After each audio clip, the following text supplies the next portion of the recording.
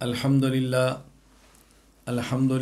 نحمده ونستعینه ونستغفره ونؤمن به ونتوکل علیہ ونعوذ باللہ من شرور انفسنا ومن سیئات اعمالنا من يهده الله فلا مضل له ومن يضلل فلا هادي له ونشهد ان لا اله الا الله وحده لا شريك له ونشهد ان سيدنا ومولانا محمدا عبده ورسوله اما بعد فاعوذ باللہ من الشیطان الرجیم بسم اللہ الرحمن الرحیم والعصر ان الانسان لفی خسر الا الذین آمنوا وعملوا الصالحات وتواصوا بالحق وتواصوا بالصبر اللہم صلی علی محمد وعلی آل محمد کما صلیت علی ابراہیم وعلی آل ابراہیم انک حمید مجید اللہم بارک علی محمد وعلی آل محمد کما بارکت علی ابراہیم وعلی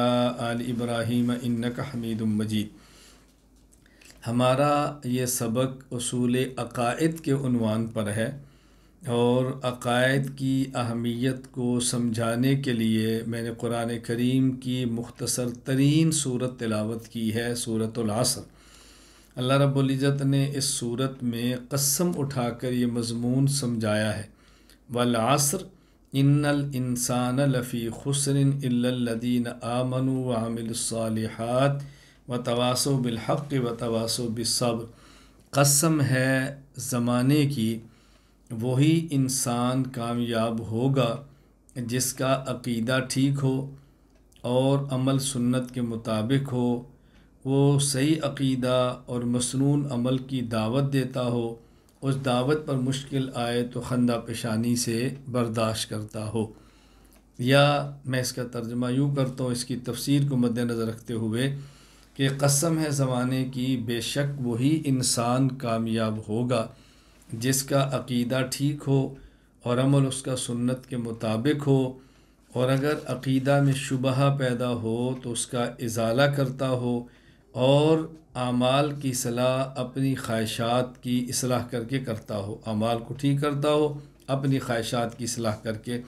یہ میں نے آپ کی عرض خدمت میں دو ترجمے اس کی تفسیر کے مطابق کیے ہیں۔ دیکھیں، اللہ تعالیٰ نے یہاں قسم اٹھائی ہے زمانے کی، زمانے کی قسم اٹھائی۔ اس کا مطلب کیا ہے؟ کلام عرب میں بسا اوقات قسم یہ دلیل ہوتی ہے اب ایک دعویٰ کے لیے، یعنی قسم ہمیشہ تاکید کے لیے نہیں ہوتی، بلکہ بسا اوقات قسم ایک دعویٰ پر بطور دلیل کے آتی ہے۔ اللہ تعالیٰ نے یہاں دعویٰ کیا ہے ان الانسان لفی خسر الا الذین آمنوا وعملوا الصالحات، کہ انسان وہی کامیاب ہے جس کا عقیدہ ٹھیک ہو، اعمال سنت کے مطابق ہو۔ اس پہ دلیل پیش کیا، والعصر قسم ہے زمانے کی، یعنی زمانہ اس پر دلیل ہے۔ اس العصر سے مراد ہے تاریخ انسانی، یعنی آدم علیہ السلام سے لے کر تمہارے آنے تک پوری تاریخ انسانی اس بات پر گواہ ہے کہ وہی انسان کامیاب ہوا ہے جس کے عقائد بھی ٹھیک تھے اور جس کے اعمال بھی ٹھیک ہیں۔ اگر عقیدہ اور عمل ٹھیک نہیں ہے تو انسان ناکام ہوا ہے۔ آپ پوری تاریخ اٹھا کر دیکھ لو تو یہاں العصر سے مراد انسانی تاریخ ہے، اور یہ انسانی تاریخ اللہ نے بطور دلیل کے اپنے دعویٰ پر پیش فرمائی ہے۔ اس بات کو اچھی طرح ذہن نشین فرما لیں۔ انسان کی چونکہ عقائد بھی ہیں اور اعمال بھی ہیں، تو انسان نے صحیح عقیدہ اختیار کرنا ہے، مسنون عمل اختیار کرنا ہے، اور صحیح عقیدہ اور عمل صالح کی دعوت دینی ہے۔ اس دعوت پر مشکل آئے تو مشکل کو برداشت کرنا ہے، لیکن دعوت کو چھوڑنا نہیں ہے، ایک مطلب۔ اور دوسرا مطلب جو میں نے آپ کو سمجھایا ہے کہ انسان عقیدہ اور نیک عمل کی دعوت دیتا ہے۔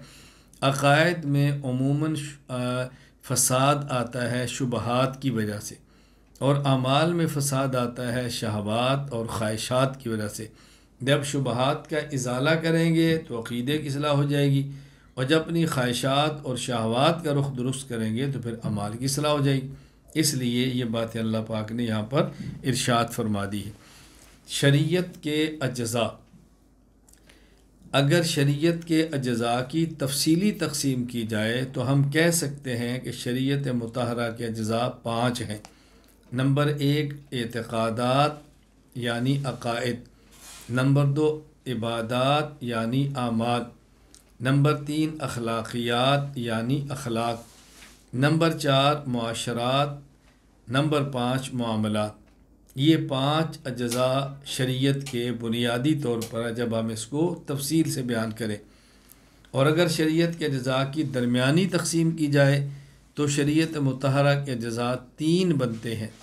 نمبر 1 اعتقادات یعنی عقائد، نمبر 2 عبادات یعنی اعمال، نمبر 3 اخلاقیات یعنی اخلاق۔ اور اگر شریعت مطہرہ کے اجزاء کی مختصر ترین تقسیم کر دی جائے تو ہم کہیں گے کہ شریعت کے اجزاء 2 بنتے ہیں۔ نمبر 1 اعتقادات یعنی عقائد، اور نمبر 2 عبادات یعنی اعمال۔ یعنی عقائد اور اعمال یہ 2 جز ہیں شریعت کے، اور یہ شریعت مطہرہ کی بنیاد ہے۔ اس لیے اگر کوئی شخص آپ سے پوچھے بھائی جو دین رسول اکرم صلی اللہ علیہ وسلم نے دیا ہے وہ دین مطہر کیا ہے، اس دین کو آسان لفظوں میں بیان کرو۔ جو شریعت آپ صلی اللہ علیہ وسلم لے کر آئے ہیں، جس شریعت کی آپ بات کرتے ہو شریعت کیا ہے، تو آپ بڑے آرام سے چند سیکنڈ میں شریعت کی بات کہہ سکتے ہیں۔ بھئی شریعت ان امور کا نام ہے، دین ان امور کا نام ہے، یہ ہے شریعت۔ اب بتائیں یہ سمجھانا کتنا آسان ہے، یہ بہت آسان ہے، لیکن اس وقت جب تک انسان خود سمجھا ہو، جب خود سمجھا ہو تو سمجھانا بہت آسان ہے، اور جب خود نہ سمجھا ہو تو پھر سمجھانا بہت ہی مشکل ہے۔ اس لیے حضرت موسیٰ علیہ السلام نے اللہ تعالیٰ سے جو دعا مانگی ہے اس میں عجیب دعا مانگی، اشرح لی صدری، اور پھر یسر لی امری، اور پھر احلل عقدۃ من لسانی، پھر یفقہوا قولی۔ تو آپ نے پہلے دعا کیا مانگی؟ اشرح لی صدری، اللہ میرے لیے میرے سینے کو کھول دے، جو بات میں سمجھانا چاہتا ہوں بات مجھے سمجھ آئے۔ اللہ اکبر۔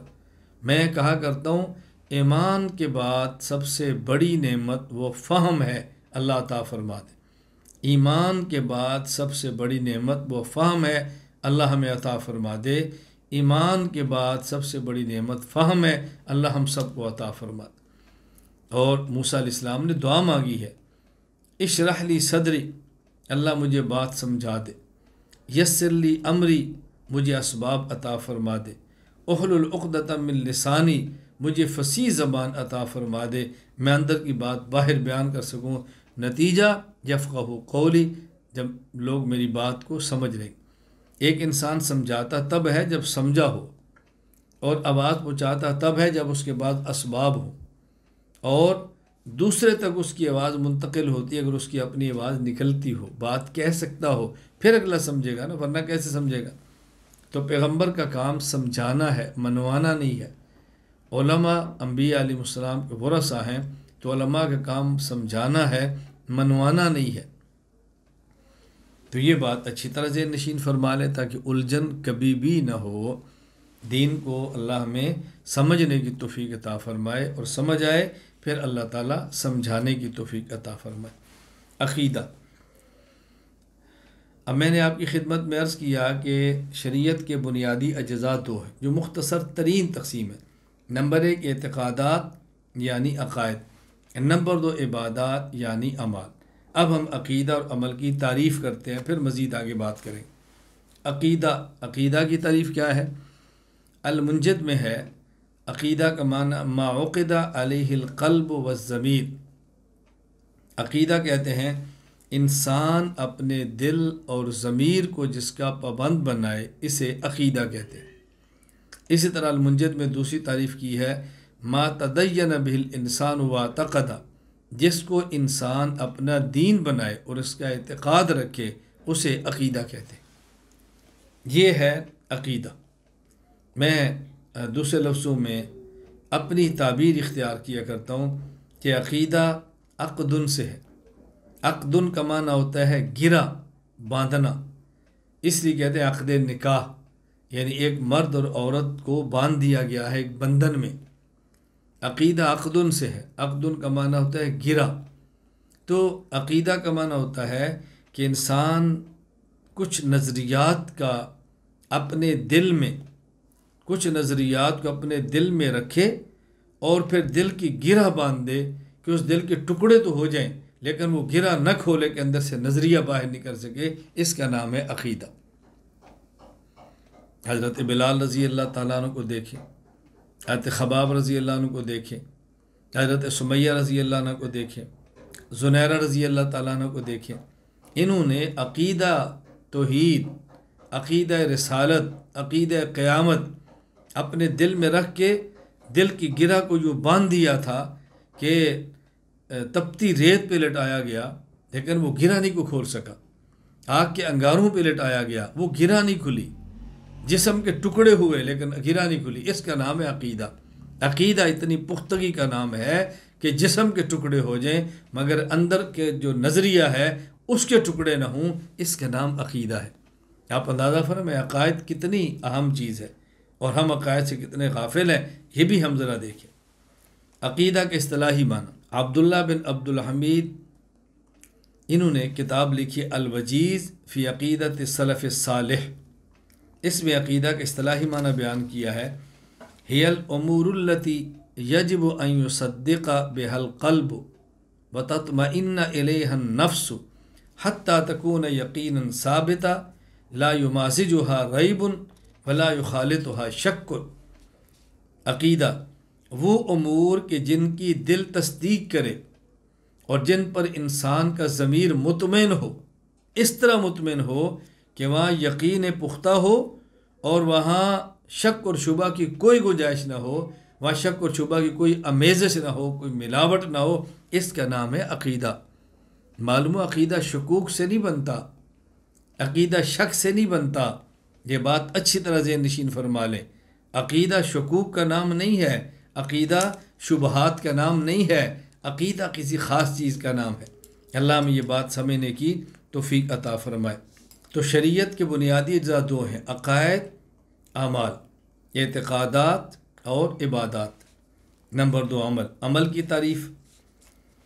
محمد بن ابو بکر بن عبد القادر الرازی رحمہ اللہ تعالی، وفات 660 ہجری. انہوں نے مختار الصحاح باب العین میں عبادت کا لغوی معنی بیان فرمایا ہے. العبادت الطاعت. عبادت کا معنی ہے اطاعت کرنا، بات کو ماننا، یہ ہے عبادت. عبادت کے اصطلاحی معنی. امام علی بن محمد بن علی المعروف میر سید شریف جرجانی رحمہ اللہ، وفات 816 ہجری، کتاب التعریفات میں لکھتے ہیں فعل المکلف علی خلاف ہوا نفسہ تعظیما لربہ. اللہ اکبر. مکلف شخص کا اپنے رب کی تعظیم کی وجہ سے نفس کی خواہش کے مخالفت کے باوجود عمل کرنا، یہ ہے عبادت کے اصطلاحی معنی. نمبر 1 بندہ مکلف ہو، نابالغ نہ ہو، بالغ ہو، مکلف ہو، کافر نہیں مومن ہو، مکلف ہو اور یہ عبادت کرے اللہ کی عظمت کی وجہ سے، نفس کی خواہش کے خلاف، نفس نہ چاہے تب بھی کرے. اس کا نام ہے عبادت. دیکھیں اگر یہ بات آپ کو سمجھ آئی تو ایک بہت اہم چیز سمجھ آ جائے گی جس کا تعلق ہماری اصلاح سے ہے، ہمارے تزکیہ سے ہے. عموماً بہت سارے لوگ بیعت ہوتے ہیں تو بیعت ہونے کے بعد وہ ایک چیز کی فکر بہت کرتے ہیں اور بار بار پوچھتے بھی ہیں. فکر کیا؟ عبادت کو دل نہیں کرتا، نماز کو دل نہیں کرتا، تہجد پڑھنا چاہتے ہیں اٹھنے کو دل نہیں کرتا. یہ اور کبھی وساوس بہت آتے ہیں، خیالات بہت آتے ہیں، شکوک و شبہات بہت پیدا ہوتے ہیں. کبھی کیفیات نہیں بدل رہی، رونا نہیں آ رہا، آنکھوں سے آنسو نہیں بہہ رہے، دل سخت بہت ہو گیا ہے. اس قسم کے وساوس، شکوک و شبہات بیان کرتے رہتے ہیں. ان وساوس، ان شکوک، ان شبہات، ان خیالات کا علاج ذہن نشین فرما لیں. عبادت کا معنی ہی یہ ہے فعل المکلف، نمبر ایک، وہ شخص جو مکلف ہے، مکلف تکلیف سے ہے، تکلیف کلفت سے ہے، کلفت کا معنی مشقت ہے، یعنی وہ شخص جو عمل کرتا ہے اس کو مشقت ہو رہی ہے، تکلیف ہو رہی ہے، برداشت کر رہا ہے، علی خلاف ہوا نفس ہی، دل نہیں چاہ رہا، نفس آمادہ نہیں ہے، قلب اس کے لیے تیار نہیں ہے، پھر بھی کام کر رہا ہے، کیوں؟ تعظیم لرب ہی، اپنے رب کے عظمت کی وجہ سے۔ اسی کا نام تو عبادت ہے۔ اٹھنے کو دل کرے، کیا تہجد ہے؟ نماز پڑھے کو دل کرے، کون سی نماز ہے؟ روزے میں لطف آنا شروع ہو جائے، کون سی عبادت ہے؟ ہاں، ایک وقت آتا ہے کہ انسان عبادات کرتے کرتے عبادات کو عادت بناتا ہے، پھر عادات کے بعد اس کا مرحلہ آتا ہے تلذذ کا، لذت کا، پھر ذائقہ بنتا ہے۔ یعنی میں یہ بات اپنے تجربے کی بنیاد پہ کہتا ہوں کہ جب عبادات کا آپ آغاز فرمائیں گے تو آپ کو تکلیف محسوس ہوگی، اور جب عبادات کا خود کو عادی بنا لیں گے تو پھر عبادات کے بغیر چین نہیں آئے گا۔ جس طرح ابتدائی طور پر انسان کو عبادت کرنے پہ تکلیف ہوتی ہے، جب عبادات کا خود کو عادی اور خوگر بنا لیتا ہے تو پھر عبادت نہ کرنے کی تکلیف اس سے بھی زیادہ ہوتی ہے۔ پھر انسان کو چین نہیں آتا، سکون نہیں آتا، جب تک وہ تہجد نہیں پڑھ لیتا، جب تک وہ نوافل نہیں پڑھ لیتا، جب وہ تسبیحات نہیں کر لیتا، جب تک وہ تلاوت نہیں کر لیتا۔ یہ تو میں نوافل کی بات کر رہا ہوں، فرائض چھوڑنا تو اس کو برداشت ہی نہیں ہوتا، فرائض کا تو تصور بھی نہیں کر سکتا کہ میں فرائض چھوڑوں گا۔ نوافل کی عادت بن جائے تو پھر عادت ایسی چیز ہے کہ خلاف عادت کام کرنے مشکل ہو جاتے ہیں۔ اس لیے ابتدائی طور پہ اپنے نفس کو عادی بنا کر عبادات کا عادی بناؤ، عبادات کا خوگر بناؤ۔ ایک وقت آئے گا انشاءاللہ اس کو عادت پڑ جائے گی، پھر عبادت میں لذت بھی آئے گی۔ عقیدہ اور عمل میں فرق، میں نے آپ کی خدمت میں عرض کیا کہ شریعت کے بنیادی اجزاء دو ہیں، عقائد، اعمال۔ پہلے ہم نے عقیدہ کی تعریف کی، پھر ہم نے عمل کی تعریف کی۔ اب عقیدہ اور عمل میں فرق سمجھیں کہ ان میں فرق کیا ہے۔ فرق نمبر ایک، عقیدہ اصل ہے، عمل فرع ہے۔ عقیدہ جڑ ہے، عمل اس کی شاخ ہے۔ جو فرق اصل اور فرع میں ہوتا ہے وہی فرق عقیدہ اور عمل کے اندر ہوگا۔ اچھی طرح اس بات کو سمجھ لیں۔ میں اس کو واضح کرنے کے لیے، اس کی وضاحت کے لیے آپ کی خدمت میں مثال پیش کرتا ہوں، پھر مثال کی مزید توضیح کرتا ہوں تاکہ بات کھلے۔ عقیدہ کی مثال عدد کی ہے جو کہ اصل ہے، عمل کی مثال صفر کی ہے جو کہ فرع ہے۔ جو عدد اور صفر میں چند فرق ہیں وہ عقیدہ اور عمل کے اندر بھی فرق ہے۔ اب عقیدہ اور عمل میں فرق کیا ہے؟ جو عدد اور صفر میں، عدد اور صفر میں کیا فرق ہے وہ فرق ذرا سمجھیں۔ نمبر ایک، عدد صفر کے بغیر ایک بھی ہو تو اس کی قیمت ہوتی ہے، اور صفریں عدد کے بغیر 100 بھی ہوں، 1000 بھی ہوں، لاکھ بھی ہوں، ان کی کوئی قیمت نہیں۔ اسی طرح عقیدہ عمل کے بغیر بھی ہو تو عقیدہ کی قیمت ہوتی ہے، اور عمل اگر عقیدہ کے بغیر ہو عمل کی کوئی قیمت نہیں ہوتی، خواہ وہ 1000 عمل ہی کیوں نہ ہو۔ ایک، اس کی بھی قیمت ہے، 2 اس کی بھی قیمت ہے، 3 اس کی بھی قیمت ہے، لیکن 1 2 3 کے بغیر آپ صفر صفر صفر صفر صفر صفریں لکھ دیں وہ صفر ہی رہیں گی، اس کی کوئی قیمت نہیں بننی۔ دوسرا فرق، صفر کے ساتھ عدد آئے تو صفر کی قیمت بن جاتی ہے۔ عدد اگر صفر کے ساتھ لگ جائے تو صفر کی قیمت بن جاتی ہے۔ صفر عدد کے ساتھ آئے تو صفر کی قیمت بن جاتی ہے، اور عدد کے ساتھ صفر آئے تو عدد کی قیمت بڑھ جاتی ہے۔ میرے لفظوں پہ غور کریں، صفر کے ساتھ عدد آئے تو صفر کی قیمت بن جاتی ہے۔ صفر موجود ہے، قیمت نہیں ہے، عدد ساتھ لگا دیں قیمت بن جائے گی، اور عدد کے ساتھ صفر آئے تو عدد کی قیمت بڑھ جاتی ہے۔ عدد موجود ہے، آپ صفر لگائیں عدد کی قیمت بڑھ جائے گی۔ اسی طرح عمل اگر عقیدے کے ساتھ ہو تو عمل کی قیمت بن جاتی ہے، اور عقیدے کے ساتھ عمل ہو تو عقیدے کی قیمت بڑھ جاتی ہے۔ 1 صفر، 2 صفر، 3 صفر، کوئی قیمت نہیں۔ آپ ان کے ساتھ 1 لگا دیں، 1000 بن گیا۔ 2 صفر ہے، 1 لگا دیں، 100 بن گئے۔ 1 صفر ہے، 1 لگا دیں، 10 بن گئے۔ تو صفر کے ساتھ عدد آیا تو صفر کی قیمت بڑھ گئی، اور جب عدد ہو ساتھ صفر لگائیں، عدد کی قیمت بڑھ جاتی۔ 1 تھا، ہم نے 1 صفر لگایا، 10، 2 لگائیں، 100، 3 لگائیں، 1000، صفر لگ رہی ہے، عدد کی قیمت بڑھ رہی ہے۔ بالکل اسی طرح اگر عمل ہو اور عقیدہ ٹھیک نہ ہو، عمل کی ویلیو ہی نہیں ہے، قبول ہی نہیں ہے۔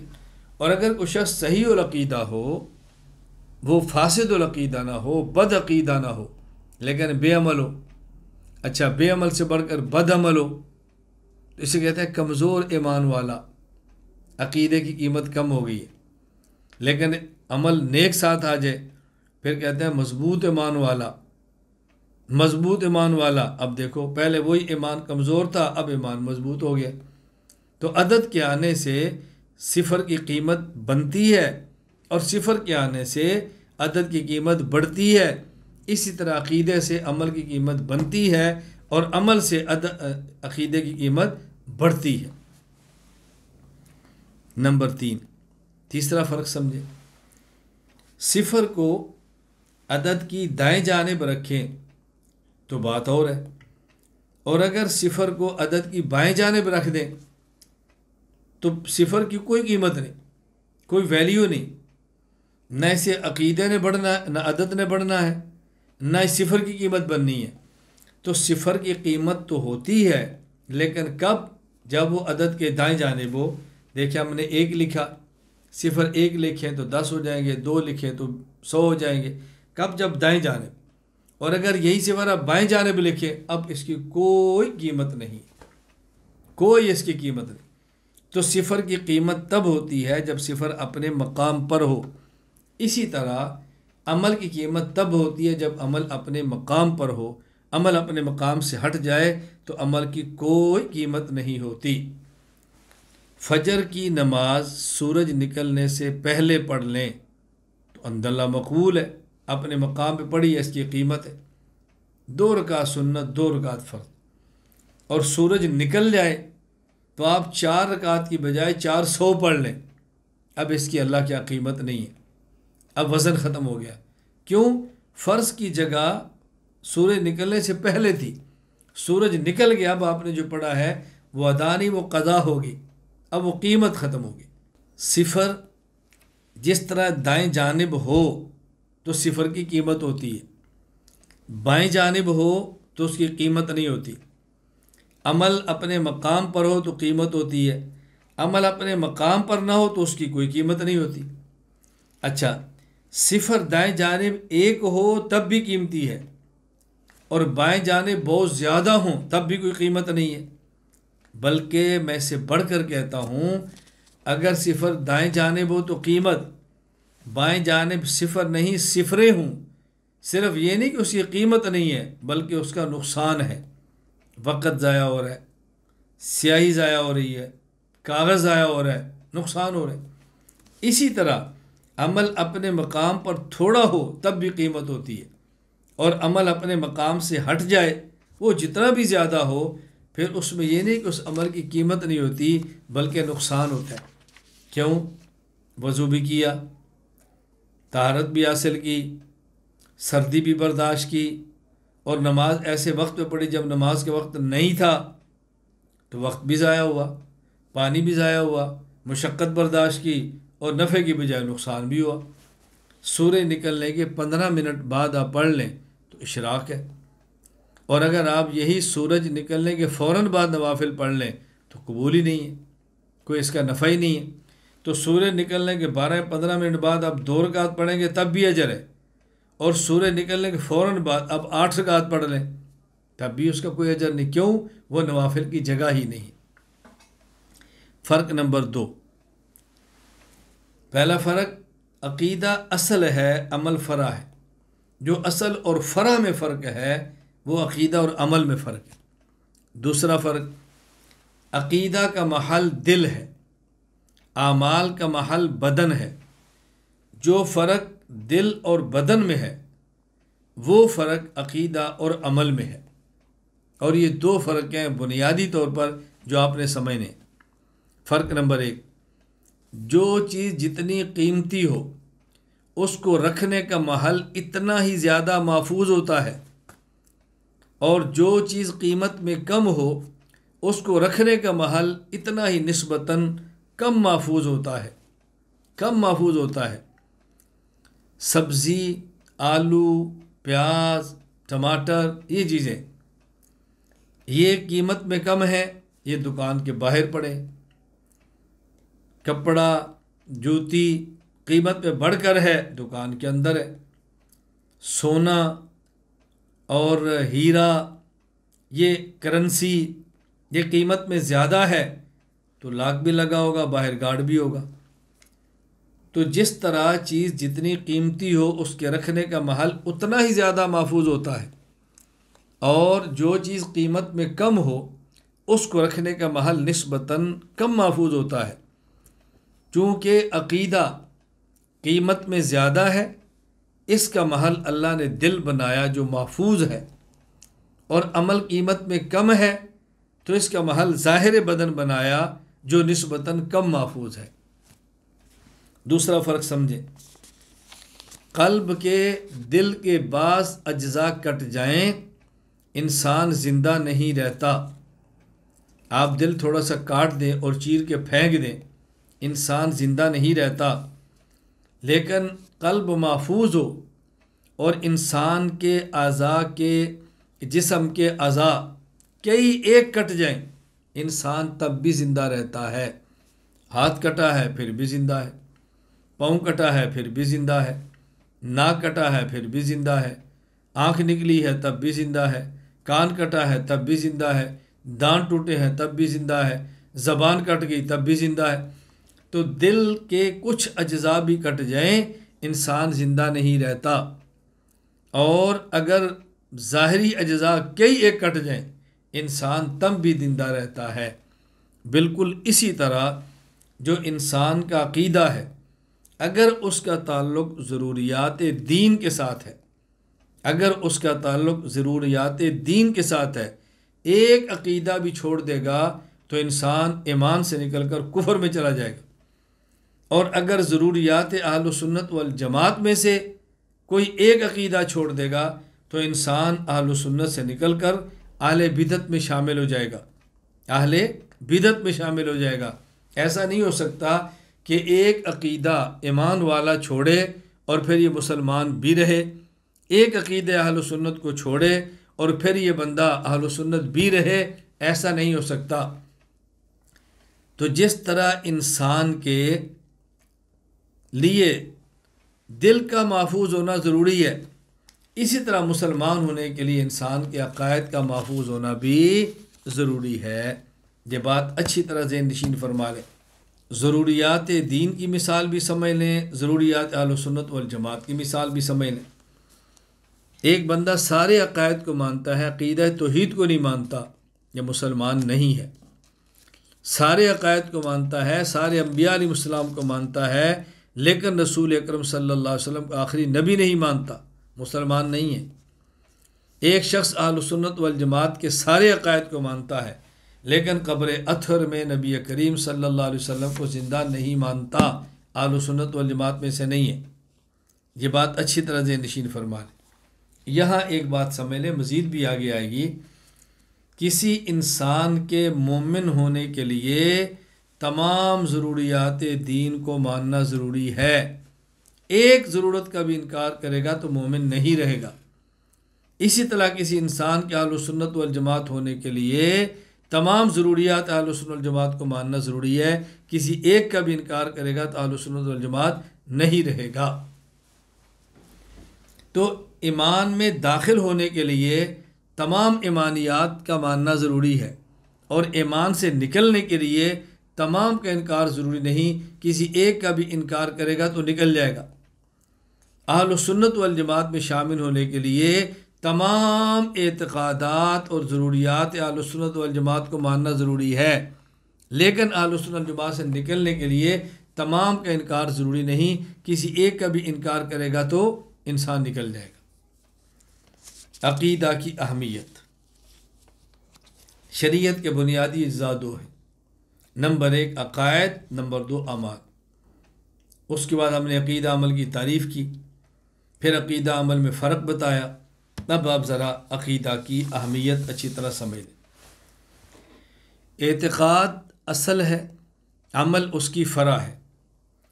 صحیح اعتقاد اور صحیح عقیدہ کے بغیر آخرت کے عذاب سے نجات ممکن نہیں ہے، جبکہ عمل صالح کے بغیر نجات کی امید ہے۔ البتہ معاملہ اللہ تعالیٰ کی مشیت کے سپرد ہے، اللہ تعالیٰ چاہے تو اپنی رحمت سے معاف فرما دے اور سیدھا جنت میں بھیج دے، اور چاہے تو قانون عدل سے بندے کو سزا دے دے اور سزا دے کر جنت میں بھیج دے۔ لیکن اگر عقیدے میں فساد ہوا تو پھر بھول جائیں کہ انسان جنت کی خوشبو بھی سونگے۔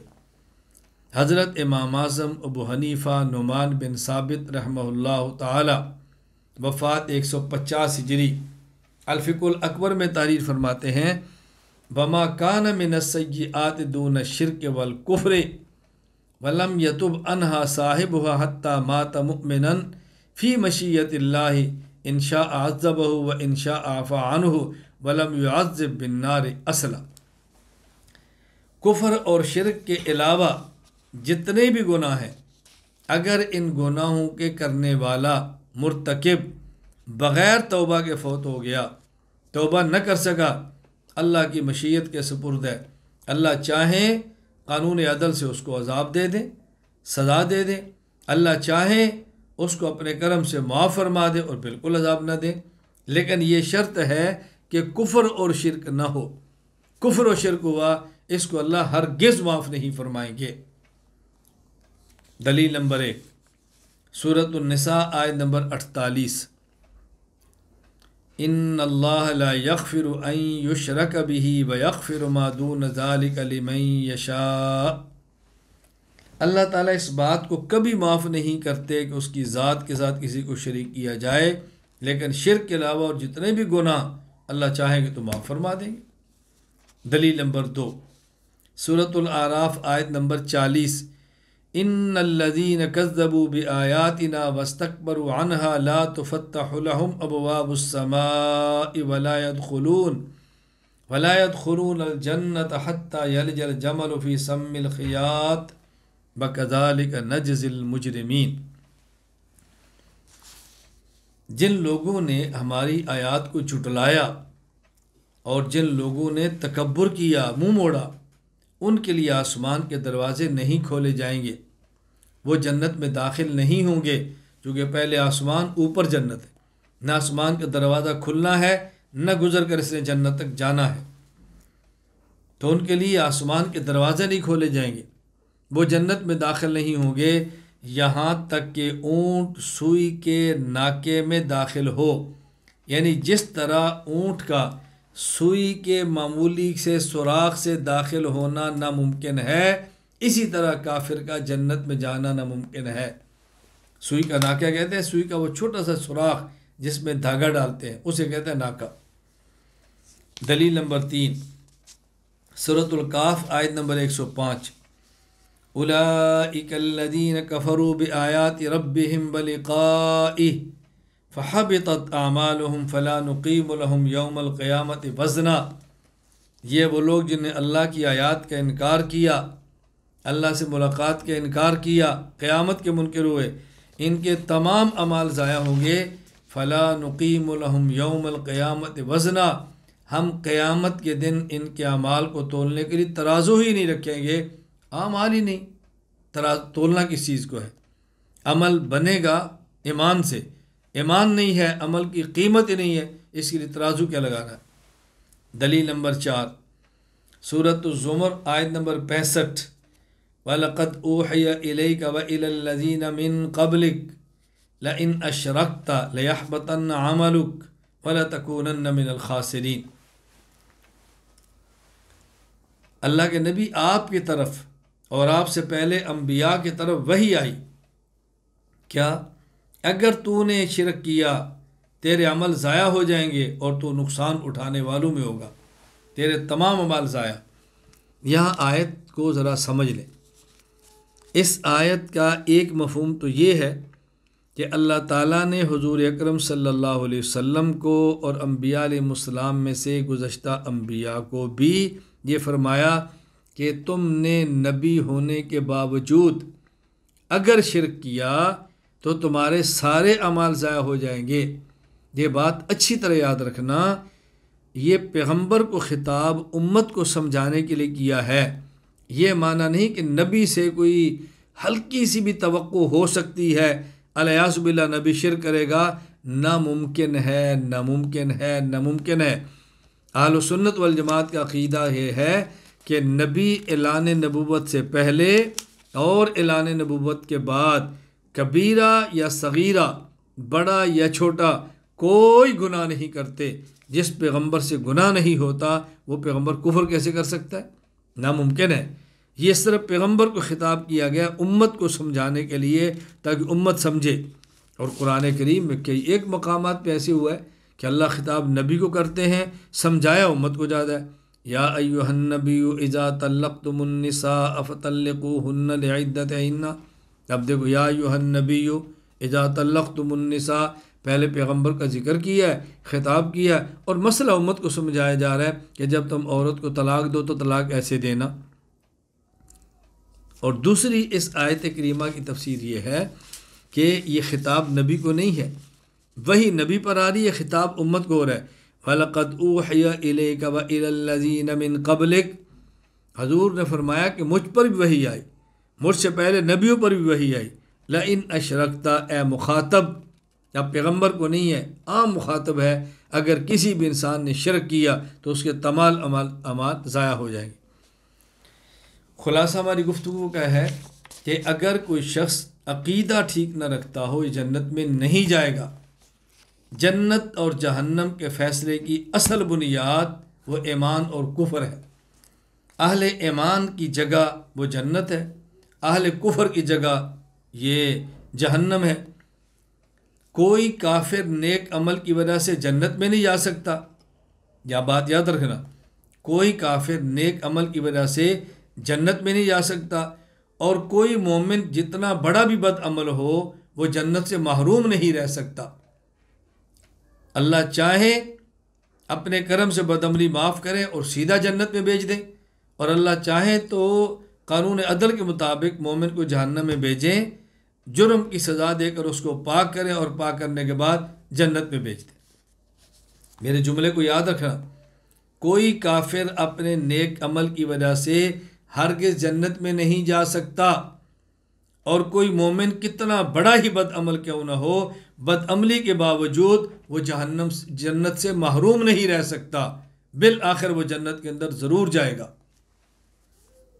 میری بات اچھی طرح سمجھ لیں، یہ جملے یاد کیا کریں، میری بات دل کی تختی پر نوٹ کریں، اس کو یاد کریں۔ کوئی کافر نیک عمل کی وجہ سے ہرگز جنت میں نہیں جا سکتا، اور کوئی مومن کتنا بڑا ہی فاسق اور بد عمل کیوں نہ ہو وہ جنت سے محروم نہیں رہ سکتا۔ اللہ تعالیٰ چاہیں تو مومن کی بد عملی کو اپنے کرم سے معاف فرمائے اور سیدھا جنت میں بھیج دے، اور چاہیں تو مومن کو بد عملی کی وجہ سے قانون عدل کے تحت جہنم میں بھیجیں، سزا دیں اور اس کو پاک کریں اور پھر جنت میں بھیج دیں، لیکن جنت میں مومن نے جانا ہے انشاءاللہ۔ یہاں ایک سوال، اس کا جواب سمجھیں جو بہت اہم ہے۔ سورۃ المدثر آیت نمبر 42 اور 44۔ سوال یہ ہے کہ آپ کہتے ہیں کوئی شخص کفر پر مرتا ہے تو اس کے نیک عمل کا کوئی اس کو اجر نہیں ملتا، اس کا نیک عمل اس کو جنت میں نہیں لے جا سکتا۔ تو اگر کافر کا نیک عمل اس کو جنت میں لے جا سکتا اور کافر کے عمل کا کوئی وزن نہیں ہے، تو پھر کافر کو بد عملی کی وجہ سے جہنم میں بھی نہیں جانا چاہیے۔ جہنم میں جائے تو کفر کی وجہ سے جائے، بد عملی کی وجہ سے نہ جائے۔ جبکہ ہم قرآن کریم دیکھتے ہیں، سورۃ المدثر آیت نمبر 42 اور 44، ما سلککم فی سقر، اہل جنت اہل جہنم سے پوچھیں گے اور کفار سے پوچھیں گے تمہیں جہنم میں کس نے ڈالا؟ کفار کہیں گے لم نک من المصلین ولم نک نطعم المسکین وکنا نکذب بیوم الدین، یعنی وہ کافر بھی تھے اور ایک وجہ یہ بتائیں گے کہ ہم نماز نہیں پڑھتے تھے، ہم مسکین کو کھانا نہیں کھلاتے تھے۔ تو جب کافر کے نیک عمل کی کوئی قیمت ہی نہیں ہے تو کافر یہ بات کیوں کہہ رہا ہے کہ ہم جہنم میں اس وجہ سے گئے ہیں، ہم نماز نہیں پڑھتے تھے اور ہم مسکین کو کھانا نہیں کھلاتے تھے؟ تو ان آیتوں سے تو معلوم ہوتا ہے کافر کے عمل کی قیمت ہے۔ یہ بات اچھی طرح سمجھ لیں۔ میں جواب میں حکیم الامت حضرت تھانوی رحمہ اللہ کے الفاظ کو نقل کر دیتا ہوں اور پھر اس کی وضاحت کر دیتا ہوں۔ تفسیر بیان القرآن، حکیم الامت حضرت مولانا اشرف علی تھانوی رحمہ اللہ، وفات 362 ہجری، اس شبہ کا جواب دیتے ہوئے فرماتے ہیں سقر میں دو چیزیں ہوں گی، تعذیب و زیادت تعذیب، پس ممکن ہے مجموعہ اعمال مذکورہ سبب ہو مجموعہ تعذیب و زیادت تعذیب کا، اس طرح کہ کفر اور تکذیب تو سبب ہو تعذیب کا اور ترک صلاۃ وغیرہ سبب ہو زیادت تعذیب کا، اور غیر مکلف بالفروع ہونے کے معنی یہ کہے جائیں گے کہ ان فروع پر نفس تعذیب نہ ہوگی اور زیادت تعذیب اس لیے ہو کہ ضمن اصول میں تو آخر ان فروع کے بھی مکلف ہیں، پس تکلیف ضمنی سبب ہو جاوے زیادت کا۔ سبحان اللہ، اللہ کروڑوں رحمت نازل فرمائے حکیم الامت مولانا تھانوی رحمۃ اللہ علیہ اور ہمارے اکابرین، کیا مشکل سے مشکل مقامات کو حل فرما دیے۔ میں ہمیشہ آپ حضرات سے کہا کرتا ہوں کہ ہمارے اکابر نے سب کچھ ہمیں دیا ہے، ہمیں اپنے اکابر سے باہر جانے کی کوئی ضرورت نہیں ہے، ہمیں تحقیقات کی کوئی ضرورت نہیں ہے، محقق بننے کی کوئی ضرورت نہیں ہے۔ اگر ہم اپنے اکابر کے علوم امت کو نقل کر دیں اور وہی علوم سمجھا دیں تو یہ آپ ہماری بہت بڑی خدمت ہوگی، بہت بڑی خدمت ہوگی، ذہن نشین فرمائے۔ اب حضرت تھانوی کا جواب سنیں، سبحان اللہ۔ حضرت تھانوی فرماتے ہیں کہ مجموعہ اعمال مذکورہ سبب ہو مجموعہ تعذیب و زیادت تعذیب کا، یعنی قرآن کریم نے ان آیات میں دو قسم کے ان کے عمل بتائے ہیں، ایک کفر اور ایک نماز نہ پڑھنا، ایمان نہ لانا ایک اور نماز نہ پڑھنا دو، مسکینوں کھانا نہ کھلانا، یعنی کچھ اعتقادی ہیں کچھ عملی ہیں۔ اور اب یہ جرم دو ہیں، ایک جرم کیا ہے کفر اور ایک جرم کیا ہے نیک عمل نہ کرنا، اور ان کی سزائیں دو ہیں، ایک عذاب کا زیادہ ہونا، ایک ہے کسی انسان کے پیٹ میں درد ہو اور ایک ہے درد زیادہ ہو، فرق ہے نا، ایک ہے جسم میں زخم ہو اور ایک ہے زخم پھیل جائے، دونوں میں فرق ہے۔ تو حضرت تھانوی رحمہ اللہ فرماتے ہیں کہ ممکن ہے کہ کفر یہ سبب ہو عذاب کا اور نیک عمل نہ کرنا یہ سبب ہو زیادتی عذاب کا، اللہ اکبر۔ تو ان کا جہنم میں جانا اس کی وجہ بد عملی نہیں، اس کی وجہ تو کفر ہے، لیکن عذاب کا مزید ہونا اس کی وجہ انسان کی بد عملی۔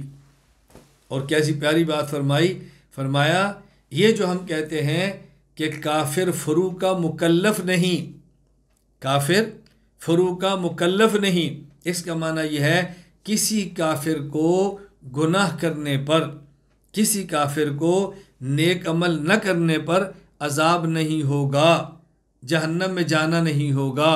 جہنم میں کافر جائے گا تو کفر کی وجہ سے، لیکن گناہ کرنے کی وجہ سے عذاب نہیں ہوگا۔ ہاں البتہ عذاب میں اضافہ ہوگا، کیوں؟ جب انسان اصول کا مکلف ہوتا ہے تو اصول کے ضمن میں فروع کا مکلف بھی ہوتا ہے۔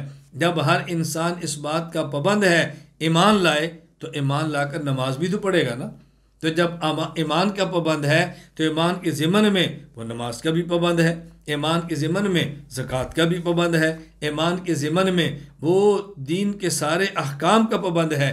تو جب ہم کہتے ہیں کہ کافر احکام کا مکلف نہیں، اس کا معنی یہ ہے کہ براہ راست حکم کا مکلف نہیں، وہ پابند ہے ایمان کا، لیکن جب ایمان لائے گا تو احکام کا بھی پابند ہوگا۔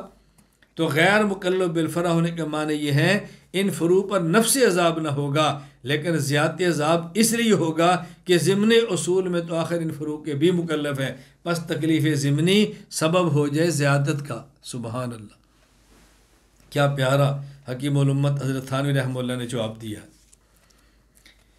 تو میں نے عرض کیا ایک عقیدہ اور ایک عمل۔ عقیدہ کی اہمیت کو سمجھیں۔ عقائد بنیاد ہیں، اس لیے ایک شاعر کا بہت پیارا شعر ہے، ان العقائد کلھا اس لاسلام الفتى، ان العقائد کلھا اس لاسلام الفتى، ان ضاع امر واحد من بینہن فقد غوا۔ ان تمام عقائد انسان کے اسلام کی بنیاد ہیں، اگر ان میں سے ایک بھی ضائع ہو جائے تو انسان گمراہ ہو جاتا ہے۔ ایک فارسی شاعر نے کتنی پیاری بات کہی ہے، خشت اول چون حد معمار کچ، خشت اول چون حد معمار کت، تا سریا میرود دیوار کچ، کہ جب کوئی دیوار بنائی جائے اور مستری اور معمار پہلی اینٹ ٹیڑھی لگا دے، وہ دیوار سریا تک بھی جائے گی تو ٹیڑھی ہی جائے گی، اب دیواریں سیدھی نہیں ہوتی۔ پہلی اینٹ کو سیدھا رکھنا بہت ضروری ہے۔ میں بات بار بار ساتھ ساتھ لوٹا رہا ہوں، دین کی بنیاد دو چیزیں ہیں بنیادی، عقائد اعمال، پھر عقیدہ عمل کی تعریف، پھر عقیدہ عمل میں فرق، پھر معرفت عقیدہ۔ اب عقائد کو پہچاننا کتنا ضروری ہے ذرا اس کو سمجھیں۔ عقائد دین کی بنیاد ہے، عقائد اسلامی عمارت کی بنیاد ہے۔ اگر بنیاد موجود نہ ہو عمارت کا وجود ممکن ہی نہیں ہے۔ عقائد نہ ہو تو بندہ مسلمان ہو ہی نہیں سکتا، عقائد اہل بدعت کیوں تو اہل سنت ہو ہی نہیں سکتا۔ اور عقیدہ سمجھنا کتنا ضروری ہے، حضرت امام اعظم ابو حنیفہ نعمان بن ثابت سید الفقہاء رحمہ اللہ تعالی، وفات 150 ہجری، الفقہ الاکبر میں ارشاد فرماتے ہیں، سبحان اللہ، حضرت امام اعظم ابو حنیفہ رحمہ اللہ فرماتے ہیں، وَإِذَا أُشْكِلَ عَلَى الْإِنسَانِ شَيْءٌ مِّن دَقَائِقِ عِلْمِ التوحید، کہ جب انسان پر علم توحید کی کوئی باریک چیز، کوئی عقیدہ مخفی ہو جائے، شبہ پیدا ہو جائے، مشکل ہو، نہ سمجھ آئے، فَإِنَّهُ يَنبَغِي لَهُ أَن يَعْتَقِدَ فِي الْحَالِ مَا هُوَ الصَّوَابُ عِندَ اللَّهِ تَعَالَى، تو انسان کے ذمہ لازم ہے کہ سمجھ تو نہیں آ رہا لیکن مانے کہ اس کا جو مفہوم میرے اللہ کیا میں اسی کو مانتا ہوں۔ مجھے نہیں سمجھ آ رہا مفہوم اس کا، قبر میں ثواب ہوگا، مجھے نہیں سمجھ آ رہی، میں مانتا ہوں۔ کرامن کاتبین کندھے پر موجود ہیں، مجھے سمجھ نہیں آتی، میں مانتا ہوں، میں مان رہا ہوں، نہیں سمجھ آ رہی تب بھی مان رہا ہوں۔ اِلَىٰ أَن يَجِدَ عَالِمًا فَيَسْأَلَهُ، ہاں جب تک وہ عالم نہیں ملتا اعتقاد رکھے، اور جب عالم مل جائے پھر اس سے پوچھے، وَلَا يَسَعُهُ تَأْخِيرُ طلب، پھر پوچھنے میں تاخیر نہ کرے، وَلَا يُعْذَرُ بِالْوَقْفِ فِيهِ، پھر یہ معذور نہیں ہوگا اگر نہ سمجھ سکا اور مر گیا تو کیوں نہیں پوچھا تھا، کوئی عذر اس کا قابل قبول نہیں ہوگا۔ وَيُكَفَّرُ إِن وَقَفَ فِيهِ، اور اگر عقیدہ ایسا ہو کہ جس پر ایمان اور کفر کی بنیاد ہو، عالم کے ملنے کے باوجود آدمی اس کو نہ سمجھے تو فرمایا اس کو توقع مسلمان نہیں سمجھیں گے، اس کو کافر سمجھیں گے۔ کیوں نہیں پوچھا؟ پوچھنا اس کی ذمہ داری تھی، جہالت کوئی عذر نہیں ہے، ذمہ داری ہے، پوچھو۔ آپ کسی ملک میں رہتے ہیں، اس ملک کا قانون آپ کے ذمہ ہے، دنیا کی کوئی عدالت اس بنیاد پر مجرم کو معاف نہیں کرتی کہ اس کو قانون کا پتہ نہیں تھا۔ عدالت کہتی ہے کہ جب تم اس ملک کے اندر آئے ہو اب اس قانون کو سمجھنا تمہاری ذمہ داری ہے۔ تو جو شخص اس اللہ کی مملکت میں رہتا ہے اس کے ذمہ ہے الہی قانون کو سمجھے، کوئی عذر نہیں ہے کہ مجھے پتہ نہیں تھا۔ یہ بات اچھی طرح ذہن نشین فرما لیں۔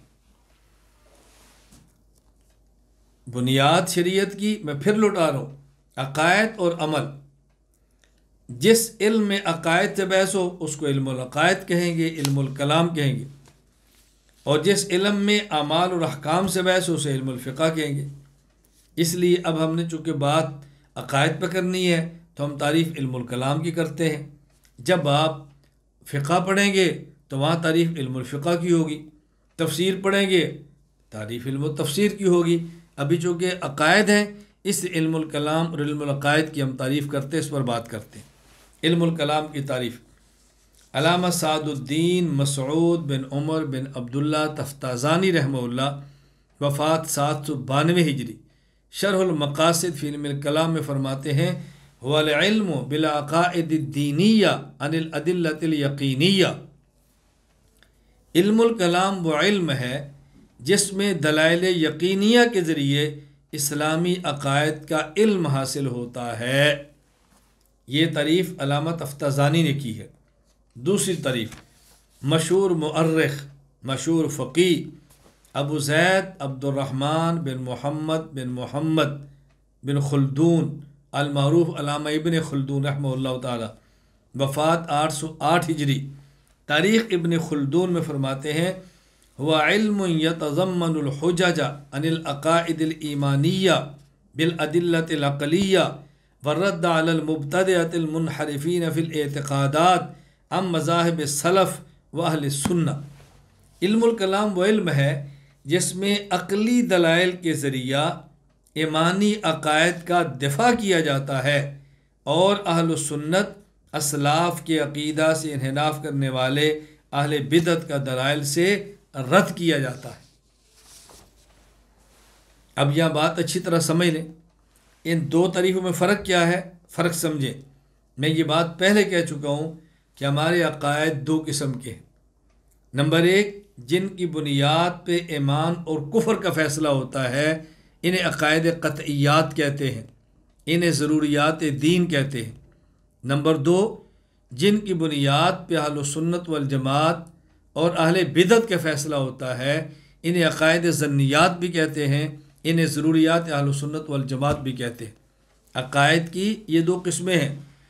پہلی تعریف علامہ سعد الدین تفتازانی رحمہ اللہ کی، یہ عقائد قطعیات اور ضروریات دین کو شامل ہے. اور دوسری تعریف ابن خلدون رحمہ اللہ کی، یہ قطعیات اور ظنیات دونوں کو شامل ہے. یہ دونوں میں فرق ہے، اس میں سمجھیں. ایک بات اور میں بطور فائدہ کی کہتا ہوں، اس کو بھی اچھی طرح ذہن نشین فرما لیں.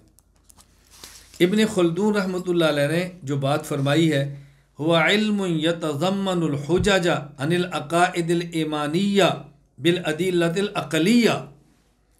علم الکلام وہ علم ہے جس میں عقلی دلائل کے ذریعے ایمانی عقائد کا دفاع کیا جاتا ہے. عقلی دلائل کے ذریعے، آگے بات آنی ہے، ابھی سے ذہن بنا لیں. عقلی دلائل کے ذریعے یہ جو ہمارے عقائد میں بنیادی عقائد ہیں، عقیدہ توحید، عقیدہ رسالت، عقیدہ قیامت، ان میں اصل دلائل مثبت وہ دلائل عقلیہ ہیں. دلائل نقلیہ اس کے لیے مثبت نہیں بلکہ مؤید ہے. یعنی عقیدہ توحید پر جو دلیل ہے، جس عقیدہ توحید کو ثابت کرتے ہیں وہ عقلی دلیل ہے. عقیدہ رسالت جس دلیل سے ثابت کریں گے وہ عقلی دلیل ہے. عقیدہ قیامت جس دلیل سے ثابت کریں گے وہ عقلی دلیل ہے. قرآن اور حدیث جو نقلی دلائل ہیں، ان سے عقیدہ توحید، قیامت اور نبوت کو ثابت نہیں کرنا، یہ اس کے لیے تائید کرتے ہیں. آپ کہیں گے جی کیوں؟ آپ کسی کافر کو دین کی دعوت دیتے ہیں، آپ کافر کو کہتے ہیں اللہ کو مانو، پوچھے گا دلیل، آپ کہتے ہیں قرآن کریم میں ہے الحمدللہ رب العالمین، وہ کہے گا یہ قرآن کیا ہے؟ آپ کہتے ہیں یہ اللہ کا کلام ہے، وہ کہے گا میں آپ کا اللہ ہی نہیں مان رہا، اللہ کا کلام کیسے مانوں؟ پہلے مجھے اللہ ثابت کر کے دو، پھر اللہ کا کلام بھی بتانا.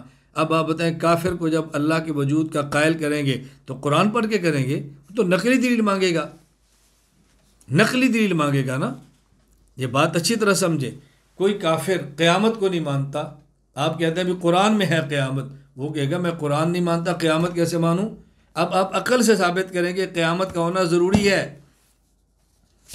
آپ اپنے نبی کی دعوت دیتے ہیں، کہتے ہیں میں تو نبی نہیں مانتا، آپ عقل سے ثابت کریں گے نبوت کی ضرورت کیا ہے. اور خود رسول اکرم صلی اللہ علیہ وسلم نے جب اعلان نبوت فرمایا تو آپ نے یہ نہیں فرمایا کہ مجھ پر وحی آئی ہے، قرآن کریم کی صورت میں پڑھ رہا ہوں. آپ نے اہل مکہ کو جمع کر کے فرمایا لبثت فیکم عمرا، میں تمہارے اندر ایک زمانہ دراز گزار چکا ہوں، یعنی 40 سال رہا ہوں۔ حل وجدتمونی صادقا ام کاذبا، تم نے مجھے کیسا پایا ہے؟ انہوں نے کہا جربناک غیر مرہ، ہم نے کئی بار آزمایا۔ ما وجدنا فیک الا صدقا، ہم نے آپ کو ہمیشہ سچا پایا۔ اب رسول اللہ صلی اللہ علیہ وسلم عقلی دلیل دے رہے، قولوا لا الہ الا اللہ تفلحوا۔ عقلی دلیل کیا؟ جس شخص نے 40 سال تک کبھی جھوٹ نہیں بولا، وہ اچانک جھوٹ کیوں بولے گا؟ کیا عقل اس کو مانتی ہے؟ کبھی بھی نہیں مانتی۔ آپ کے ہاں کوئی مہمان آئے اور اس کی گھڑی چوری ہو جائے، وہ مہمان آپ سے کہیں کہ آپ کے ملازم کے علاوہ میرے کمرے میں کوئی نہیں آیا، اس ملازم نے گھڑی چوری کی ہے۔ آپ کہیں یہ ملازم ہمارے پاس 35 سال سے کام کر رہا ہے، ہمارے گھر میں سونا ہوا، ہمارے گھر میں ہیرا ہوا، ہمارے گھر میں پیسے ہوئے، آج تک کسی نے چوری نہیں کی۔ جس نے 35 سال تک کبھی ہمارے گھر سے سونا اور پیسے چوری نہیں کیے، وہ آپ کی گھڑی یہ 100 روپے کی کیوں چوری کرے گا؟ بھلا اس کو عقل مانتی ہے؟ یہ نہیں ہو سکتا۔ تو اللہ کے نبی کیا فرماتے ہیں؟ لبثت فیکم عمرا، بات سمجھو۔ میں ابتدائی طور پہ اس غلط فہمی کو اڑا دینا چاہتا ہوں کہ عام لوگ یہ سمجھتے ہیں امام ابو حنیفہ صاحب الرائے تھے۔ صاحب الرائے کا معنی وہ عقلی دلیل سے بات فرماتے، وہ دہریوں کے دلائل کی دھجیاں اڑاتے، دہری عقلی دلیل دیتے، ابو حنیفہ عقلی دلیل سے ان کی دلیل کی دھجیاں اڑاتے اور اللہ کے وجود کو ثابت کرتے۔ اہل رائے کا معنی یہ نہیں قرآن حدیث کو چھوڑ کر رائے پیش کرتے، اہل رائے کا معنی وہ صاحب الرائے تھے، ان کی بات میں وزن تھا، وہ دلائل کی قوت کی بنیاد پہ اپنی رائے رکھتے تھے، یہ معنی صاحب الرائے کا۔ بات سمجھنے کی کوشش کریں۔ اور عقائد پر وہی شخص کام کر سکتا ہے جس کی عقل تیز ہو، دماغ کام کرتا ہو، وہی کرے گا۔ اور میری بات یاد رکھنا، گناہوں کی دلدل انسان کی عقل کو برباد کرتی ہے۔ گناہوں کی لعنت سے بچیں، گناہوں کے ماحول سے بچیں، اپنے عقل کو تیز کریں اور عقائد پر بات کریں۔ عقیدے پر کام اتنا مشکل نہیں ہے، اتنا آسان نہیں ہے، عقیدے پر کام کرنا اتنا آسان نہیں ہے۔ بات سمجھ لیں، اس لیے کہتے ہیں الناس اعداء لما جاہلوا، کہ جس بات کو نہیں سمجھتے لوگ اسی سے عداوت کرتے ہیں۔ عقیدے کو سمجھنا، پھر عقیدے کو سمجھانا، عقیدے کو قوت دلیل سے منوانا، یہ بہت مشکل ہے۔ چونکہ کام نہیں کرنا، عقائد کو شرارت کہہ دو، کام نہیں کرنا، عقائد کو دین کی کم فہمی کہہ دو، عقائد آتے نہیں تو اس کا کہ فرقہ واریت کیا کر اپنی جان چھڑا لو۔ نہ، ہم اس میدان کے اندر کھڑے ہیں، اس میدان کے اندر ڈٹے ہیں، ہم قوت دلیل سے عقائد کو بیان کرتے ہیں۔ کوئی اس کو فرقہ واریت کہے تب بھی بیان کرتے ہیں، کوئی نادانی کہے تب بھی بیان کرتے ہیں، ہمیں جہالت کہے تب بھی بیان کرتے ہیں، دین کو نہ سمجھنے والا کہے تب بھی بیان کرتے ہیں۔ ہم اپنے مخالفین کا پروپیگنڈا جوتے کی نوک پہ اڑاتے ہیں اور اپنے اکابرین کے دیے ہوئے دلائل اور منہج کے مطابق اپنے عقائد کو بیان کرتے ہیں، اور انشاءاللہ اعتدال، دلائل اور اخلاص کے ساتھ اللہ نے توفیق عطا فرمائی تو بیان کرتے رہیں گے انشاءاللہ۔ تو میں نے خیر یہ بات ابن خلدون رحمہ اللہ کی بات پہ کہہ دی ہے، مزید اس پر انشاءاللہ ہم آگے بات کریں گے انشاءاللہ۔ علم الکلام کا موضوع، علم العقائد کا موضوع کیا ہے؟ قاضی محمد اعلیٰ تھانوی رحمہ اللہ وفات 1191 ہجری، کشاف اصطلاحات الفنون میں فرماتے ہیں المعلوم من حیث یتعلق به اثبات العقائد الدینیہ، ایسی معلومات جن سے اسلامی عقائد کو ثابت کیا جائے، یہ معلومات اس علم الکلام کا موضوع ہے۔ علم الکلام کی غرض و غایت، علم الکلام کیوں پڑھتے ہیں؟ مشہور متکلم اسد الدین عبد الرحمن بن احمد الایجی رحمہ اللہ وفات 756 ہجری، کتاب المواقف المقصد الرابع کے تحت فرماتے ہیں هو حفظ قواعد الدین وهي عقائده عن ان تزلزلها شبہ المبتلین، عقائد کے اصولوں کو محفوظ کر کے منکرین کے شبہات کو ختم کرنا۔ آپ اصول عقائد پڑھ رہے ہیں نا، تو آپ کو معلوم ہونا چاہیے علم الکلام کا موضوع کیا ہے۔ علم الکلام کا موضوع حفظ قواعد الدین وہی عقائدہ ان تزلزلها شبہ المبتلین، عقائد کے اصولوں کو محفوظ کر کے منکرین کے شبہات کو ختم کرنا۔ آپ نے عقائد کے اصول پڑھنے ہیں، پھر سمجھنے ہیں، اپنے دماغ میں بٹھانے ہیں، کتابیں محفوظ کرنی ہے، اور منکرین کے شبہات کو آپ نے اڑا دینا ہے، ختم کرنا ہے، اس میدان میں اترنا ہے، خود کو اس میدان میں اتارنے کے لیے تیار کرو۔ ہم انشاءاللہ باطل کے سامنے سیسا پلائی دیوار بن کے کھڑے ہوں گے انشاءاللہ۔ علم الکلام کو علم الکلام کہنے کی وجہ، یہ علم العقائد ہے، اس میں عقائد پڑھے جاتے ہیں، پھر اس کو علم الکلام کیوں کہتے ہیں؟ اس کی کئی ایک وجوہ بیان کی گئی ہے، میں وہ ساری بھی ترتیب بیان کرتا ہوں۔ علامہ سعد الدین مسعود بن عمر تفتازانی رحمہ اللہ، وفات 792 ہجری، شرح العقائد النسویہ میں فرماتے ہیں لِأَنَّ عنوان مباحثہ کان قول الکلام فی کذا فی کذا، کہتے ہیں اس لیے کہ علم الکلام میں جب متکلم گفتگو کرتا ہے تو وہ یہ کہتا ہے الکلام فی کذا، الکلام فی کذا، اس میں فلاں نے یوں بات کی، فلاں نے یوں بات کی، فلاں نے یوں بات کی، اس لیے اس کو علم الکلام ہی کہتے ہیں۔ اور دوسری وجہ بہت پیاری بات فرمائی، فرماتے ہیں لِأَنَّهُ يُورِثُ قُدْرَةً عَلَى الْكَلَامِ فِي تَحْقِيقِ الشَّرْعِيَّاتِ وَإِلْزَامِ الْخُصُومِ كَالْمَنْطِقِ لِلْفَلَاسِفَةِ، اس لیے کہ علم الکلام اسلامی عقائد اور مسائل کو ثابت کرنے اور مخالف کو خاموش کرانے پر کلام کی صلاحیت کو پیدا کرتا ہے، جس طرح علم منطق فلسفی مسائل میں گفتگو کرنے کی صلاحیت پیدا کرتا ہے۔ علم منطق فلسفی مسائل میں گفتگو کرنے کی صلاحیت پیدا کرتا ہے، تو یہ علم الکلام اسلامی عقائد کو ثابت کرنے کے لیے بندے میں بولنے کی صلاحیت پیدا کرتا ہے، اور بولنے کو کلام کہتے ہیں، اس لیے اس علم کا نام علم الکلام ہے کہ اس علم کے ذریعے اسلامی عقائد پر بولنے کی صلاحیت پیدا ہوتی ہے۔ نمبر 3، علامہ سعد التفتازانی نے تیسری وجہ بیان فرمائی، فرماتے ہیں لِأَنَّهُ أَوَّلُ مَا يَجِبُ مِنَ الْعُلُومِ الَّتِي إِنَّمَا تُعَلَّمُ وَتُتَعَلَّمُ بِالْكَلَامِ فَأُطْلِقَ عَلَيْهِ هَذَا الْاسْمُ لِذَلِكَ ثُمَّ خُصَّ بِهِ وَلَمْ يُطْلَقْ عَلَى غَيْرِهِ تَمَيُّزًا۔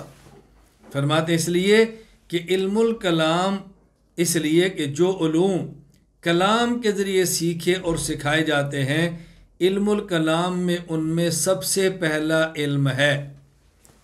بات سمجھیں، یعنی وہ علوم جو بولنے سے تعلق رکھتے ہیں، وہ بولیں تو پھر سمجھ آتے ہیں، نہ بولیں تو اس پر سمجھ نہیں آتے، ان میں سب سے پہلا علم یہ علم الکلام ہے۔ پھر علم الکلام کو اسی علم عقائد کے ساتھ خاص کر دیا گیا، دوسرے علوم پر علم الکلام کا استعمال چھوڑ دیا گیا تاکہ اس علم اور دیگر علوم میں امتیاز باقی رہے۔ نمبر 4، علامہ تفتازانی رحمہ اللہ چوتھی وجہ بیان فرمائی، فرمائے لِأَنَّهُ إِنَّمَا يَتَحَقَّقُ بِالْمُبَاحَثَةِ وَإِدَارَةِ الْكَلَامِ مِنَ الْجَانِبَيْنِ وَغَيْرُهُ قَدْ يَتَحَقَّقُ بِمُطَالَعَةِ الْكُتُبِ وَالتَّأَمُّلِ۔ فرماتے اس لیے کہ علم الکلام ایسا علم ہے جو بولنے سے اور گفتگو سے ثابت ہوتا ہے، بخلاف باقی علوم کے وہ مطالعہ سے بھی آ جاتے ہیں، کتابیں پڑھنے سے بھی آ جاتے ہیں، غور و فکر سے آتے ہیں، لیکن علم الکلام تب آئے گا جب آپ بولیں گے۔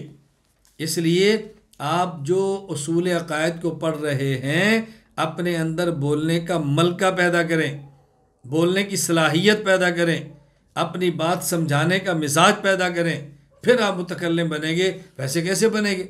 وہ کون سا متکلم ہے جس کی زبان گونگوں والی ہو اور متکلم ہو؟ یہ کیسا متکلم ہو سکتا ہے؟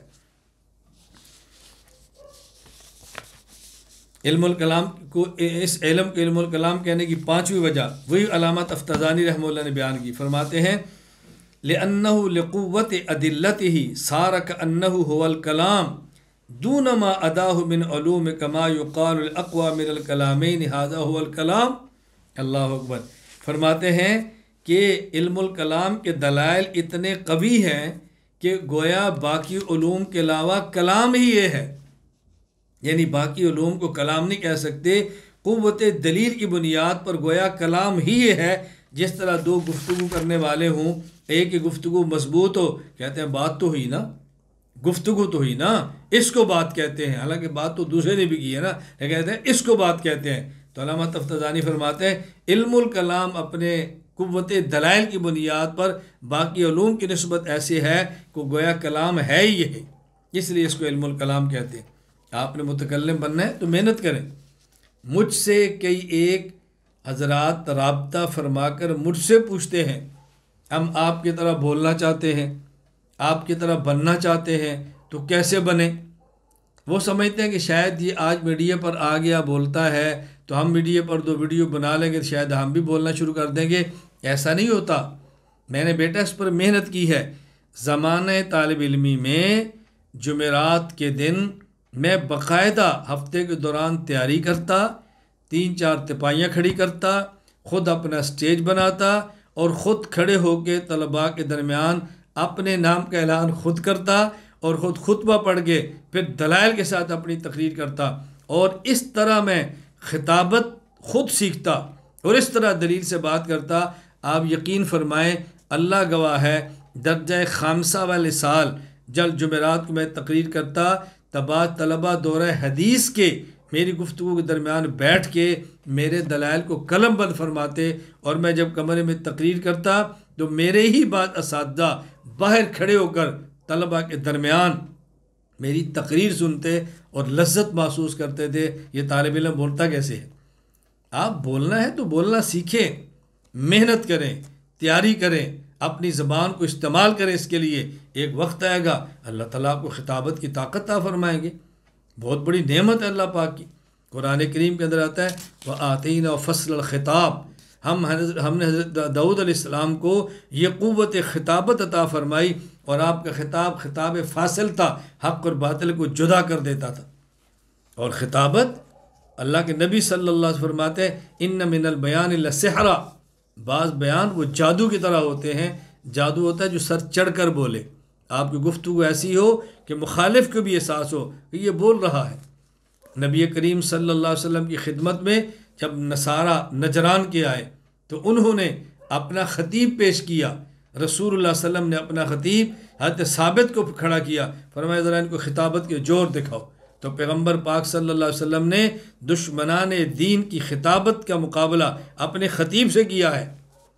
اس لیے خطابت سیکھو، اعتدال کے ساتھ گفتگو کرو۔ خطابت کا معنی ناچنا نہیں ہے، خطابت کا معنی کودنا نہیں ہے، خطابت کا معنی کپڑے پھاڑنے نہیں ہے، خطابت کا معنی کو رگوں کو پھلانا نہیں ہے۔ خطابت کا معنی اپنی دلیل کو اپنی بات کو قوت دلیل کے ساتھ صاف گویائی کے ساتھ پیش کرو۔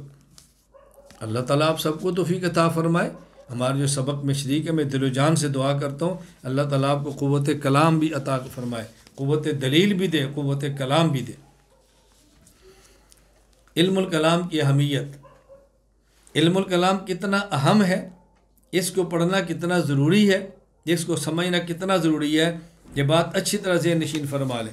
میں اس کے لیے حضرت امام غزالی رحمہ اللہ کی عبارت پیش کرتا ہوں۔ حجت الاسلام امام ابو حامد محمد بن محمد المعروف غزالی رحمہ اللہ، وفات 505 ہجری، الاقتصاد فی الاعتقاد التمہید الثالث فرماتے ہیں الاشتغال بهذا العلم من فروض الکفایات، علم الکلام کو سیکھنا فرض کفایہ ہے۔ اللہ اکبر، علم الکلام کو سیکھنا فرض کفایہ ہے، یعنی ایک عالم اگر اس کو سیکھ لے جو باطل سے دندان شکن بات کر سکتا ہو تو باقی اس سفر شریک مقدار میں رہنے والے لوگ اس گناہ سے بچ جائیں گے، ورنہ سب اس گناہ کے اندر شریک ہوں گے۔ اب تو خیر میڈیا کا دور ہے، اب تو ہم یہ نہیں کہتے مسافت شہری 77 کلومیٹر میں، اب تو ہم کہتے ہیں کہ 2-4 آدمی پوری دنیا میں میڈیا پر بات کرنے ہوں تو شاید بقیہ اس جرم سے بچ جائیں اور امت کے اس فرض کفایہ کا ادا کریں۔ فَإِن قُلْتَ لِمَسَارَ مِن فُرُوضِ الْكِفَایَاتِ وَقَدْ ذُكِرَ ان اکثر الفرق یضرهم ذلك ولا ينفعهم، حضرت امام غزالی رحمہ اللہ فرماتے ہیں آپ کہتے ہیں فرض کفایہ ہے، فرض کفایہ کیسے ہوگا؟ کتنے فرقے ایسے جن کو علم الکلام سے نقصان ہوا ہے، گمراہ ہوئے ہیں، ان کو علم الکلام سے فائدہ نہیں ہوا۔ امام غزالی کے جواب سنیں، فرمایا فَعْلَمْ أَنَّهُ قَدْ سَبَقَ أَنَّ أَزَالَةَ الشُّكُوكِ فِي أُصُولِ الْعَقَائِدِ وَاجِبَةٌ وَاعْتِبَارَ الشَّكِّ غَيْرُ مُسْتَحِيلٍ۔ امام غزالی رحمہ اللہ فرماتے ہیں کہ دیکھو ایک بات اچھی طرح یاد رکھو، شکوک کا ازالہ کرنا اصول عقائد میں یہ واجب ہے، شکوک کا ازالہ کرنا یہ واجب ہے، اور شک کا پیدا ہونا یہ ناممکن نہیں ہے، ہو جاتا ہے۔ وَإِنْ كَانَ لَا يَقَعُ فِي الْعَقْلِ، اگرچہ بہت قلیل ہو، یہ اپنے دور کی بات فرماتے ہیں، اب تو ہر کسی کو شبہ ہے، ہر کسی کو۔ ثم الدعوۃ الی الحق بالبرہان مہمۃ فی الدین فرمایا دین کی دعوت دینا دلائل کے ساتھ، یہ بہت اہم ہے۔ ثم لا يبعد ان يسور مبتدئ ويتصدى لاغواء اهل الحق بحفاظت الشبهات فيهم، فرمایا پھر ممکن ہے کوئی بدعتی کھڑا ہو جائے اور اہل حق کو گمراہ کرے، شبہات پھیلائے، فلا بد ممن يقاوم شبهته بالکشف، تو وہاں ضروری ہے ایسا بندہ کھڑا ہو جو شبہات کو اڑائے، شبہات کو کھولے، ويعارض اغواءه بالتقبیح، اور ان کی قباحت کو بیان کر لوگوں کو گمراہی سے بچائے، ولا يمكن ذلك الا بهذا العلم، اور یہ علم الکلام کے بغیر ممکن ہی نہیں۔ ولا تنفك البلاد عن امثال هذه الوقائع، فرمایا اور یہ ایسی بات ہے کہ اس سے دنیا کے ملک خالی نہیں، ہر ملک میں یہ مصیبت آتی ہے۔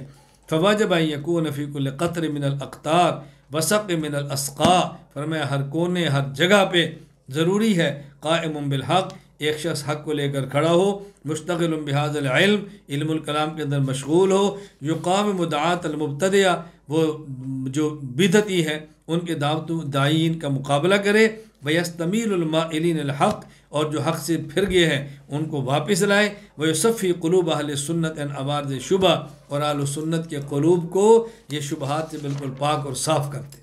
ایسے بندے ہونا ضروری ہے۔ امام غزالی فرما رہے، آج لوگ امام غزالی کا نام لیں گے، غزالی کے علوم کی بات کریں گے، غزالی کے فلسفے کا تذکرہ کریں گے، غزالی کے نام پہ ادارے بنائیں گے، لیکن امام غزالی نے علم الکلام کی اہمیت کو بیان کیا اور باطل سے دلائل کی بنیاد ٹکرانے کی بات کی ہے، اس کو ہم بھول جائیں گے۔ امام غزالی رحمہ اللہ کی جو تعبیرات ہے سمجھیں، امام غزالی کا عقائد پر کام سمجھیں، امام غزالی جس سے جتنا اہم فرماتے ہیں اس کی اہمیت کے قائل میں بات کریں۔ علم الکلام کی فضیلت ہم نے بیان کی، علم الکلام کا معنی، علم الکلام کا موضوع، علم الکلام کی غرض و غایت، علم الکلام کی اہمیت، علم الکلام کہنے کی وجہ۔ اب سنیں علم الکلام کی فضیلت، باقی علوم اس کی فضیلت کیا ہے۔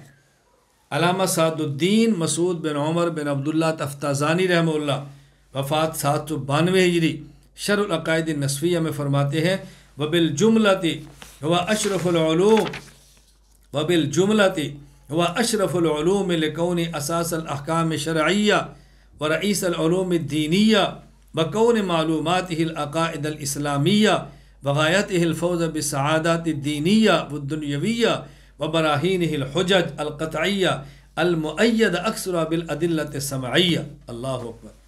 فرماتے خلاصہ کلام یہ ہے، علم الکلام تمام علوم سے زیادہ عظمت والا ہے۔ کیوں؟ علم الکلام تمام احکام شرعیہ کی بنیاد ہے، احکام فقہیہ کی بنیاد ہے۔ نمبر 2، علم الکلام علوم دینیہ، تفسیر، حدیث، فقہ، اصول فقہ، تصوف کا سردار ہے۔ نمبر 3، علم الکلام اسلامی عقائد کو بیان کیا جاتا ہے۔ نمبر 4، علم الکلام کا مقصود دینی اور دنیاوی سعادت ہے۔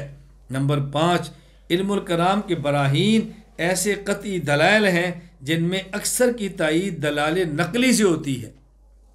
دیکھو یہاں وہ بات فرما رہے ہیں جو میں پہلے آپ کی خدمت میں عرض کر چکا ہوں، اس کو بات اچھی طرح سمجھ لیں۔ امام غزالی کیا یعنی سعد تفتازانی کیا فرماتے ہیں، براہین الحجج القطعیہ، براہین الحجج القطعیہ المؤید اکثر بالادلۃ السمعیہ، یعنی اس کے جو دلائل قطعیہ ہیں عقلیہ، اس کی تائید دلائل سمعیہ سے ہوتی ہے۔ اصل علم الکلام کی بنیاد عقلی دلائل ہے، یعنی عقائد کے مثبت عقلی دلائل ہیں اور نقلی دلائل اس کے لیے مؤید ہیں۔ یہ بات اچھی طرح ذہن نشین فرمائیں، الجھن کے اندر کبھی نہیں رہنا۔ یا ایک سوال اور پھر اس کا جواب سمجھیں۔ سوال یہ ہے کہ اگر علم الکلام اتنی فضیلت والا ہے، اتنی عظمت والا ہے، تو بہت سارے ہمارے اسلاف علم الکلام کو پڑھنے سے منع کرتے ہیں اور بہت سخت الفاظ اس کے بارے میں فرمائیں۔ مثلا حضرت امام ابو یوسف رحمہ اللہ یعقوب بن ابراہیم، وفات 182 ہجری، ان کے بارے میں النبراز شرح العقائد میں علامہ عبدالعزیز فرحاروی رحمہ اللہ نقل کیا ہے۔ امام ابو یوسف فرماتے، من تکلم تزندق، جو شخص علم الکلام میں مشغول ہوا وہ زندیق ہو گیا۔ اتنا سخت جملہ کیسے فرما دیا اگر علم الکلام اتنا ضروری ہے؟ اس کا جواب علامہ سعد الدین مسعود بن عمر بن عبداللہ تفتازانی رحمہ اللہ فات 792 ہجری نے شرح العقائد النسفیہ میں دی ہے. بہت پیارا جواب دیا. فرمایا یہ ہر کسی کے لیے نہیں ہے، یہ اس شخص کے لیے ہے جو دین میں متعصب ہو، اس کو یقین نہ ہو، لوگوں کو فساد پھیلا رہا ہو، عقائد برباد کر رہا ہو. یہ اس بندے کے لیے ہے جو علم الکلام سیکھ کر تباہ ہو، دوسروں کو تباہ کرے. یہ اس کے لیے، ہر بندے کے لیے نہیں ہے. بات سمجھنے کی کوشش کریں. وما نقل عن السلف من الطعن فیہ والمنع عنہ، اور یہ جو ہمارے اسلاف سے منقول ہے اس پر طعنہ زنی کرنا اور اس سے روکنا. فإنما هو للمتعصب فی الدین، یہ اس شخص کے لیے جو دین میں متعصب اور ضدی ہو، دین میں متعصب اور ضدی ہو.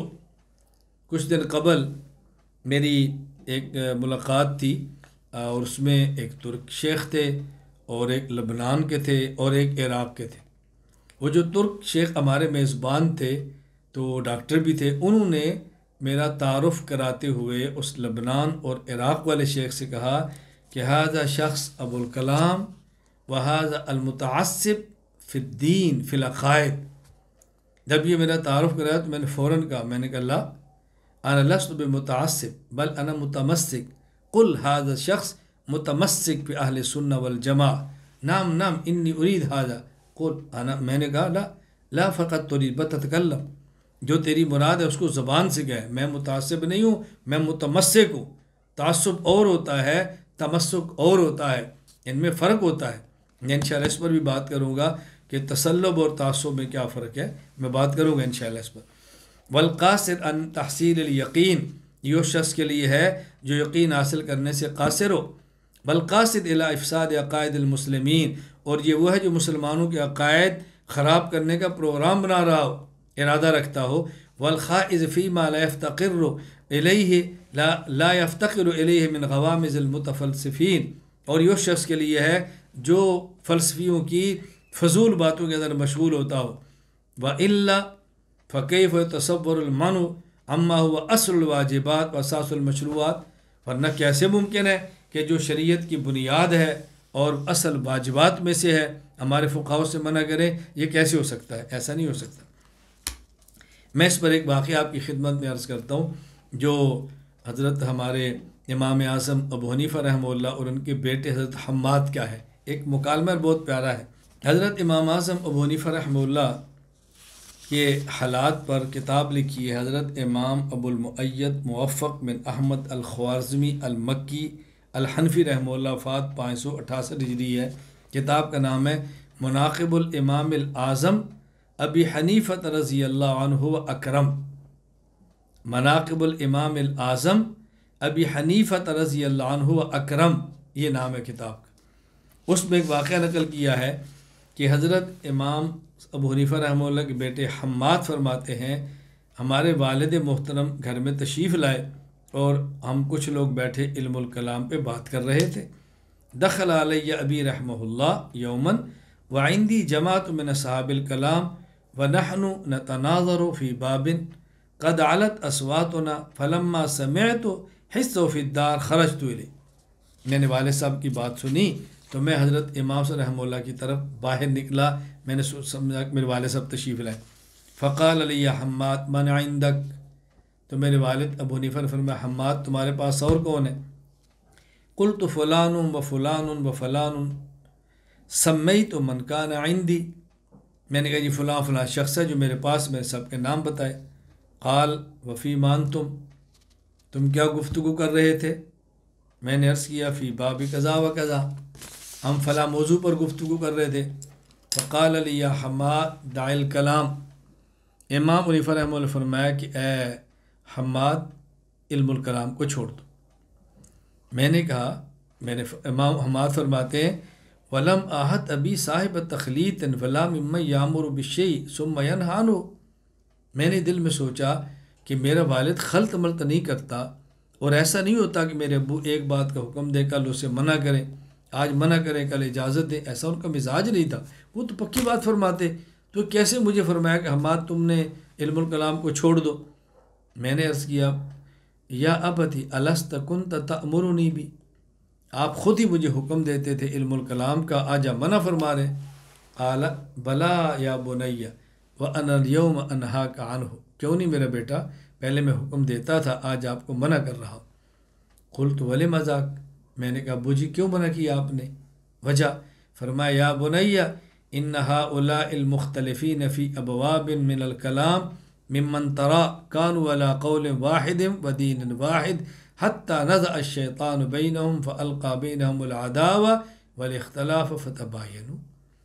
دیکھو بیٹا، یہ جو لوگ آج علم الکلام میں اختلاف کر رہے ہیں، یہ لوگ پہلے ایک قول پر تھے، ایک دین پر تھے، اتفاق تھا، ان کے درمیان شیطان نے پھوٹ ڈالی تو ان کے درمیان عداوت پیدا ہو گئی اور اختلاف ہو گیا اور یہ الگ الگ ہو گئے، وجہ یہی بحثیں تھی۔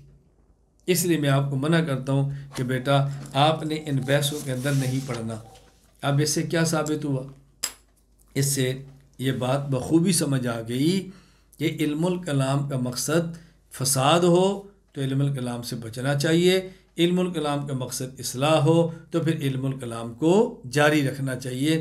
ہمارا مقصد الحمدللہ فساد نہیں، اصلاح ہے، اپنی عوام کے عقائد کو درست کرنا ہے، باطل کے شبہات کو رد کرنا ہے، اپنے لوگ اپنے عقیدے پر پختہ رکھنا ہے۔ اس لیے ہمارا معاملہ الگ ہے، ہمیں اس کھاتے میں نہ رکھیں۔ اللہ تعالیٰ بات سمجھنے کی توفیق عطا فرمائے۔ ہمارے ہاں پاکستان میں مجھے اپنا ایک واقعہ یاد آیا کہ دارالعلوم ٹنڈو اللہ یار سندھ، وہاں میرا بیان تھا، علماء میں تربیتی پروگرام تھا، 3-4 گھنٹے کی نشست تھی۔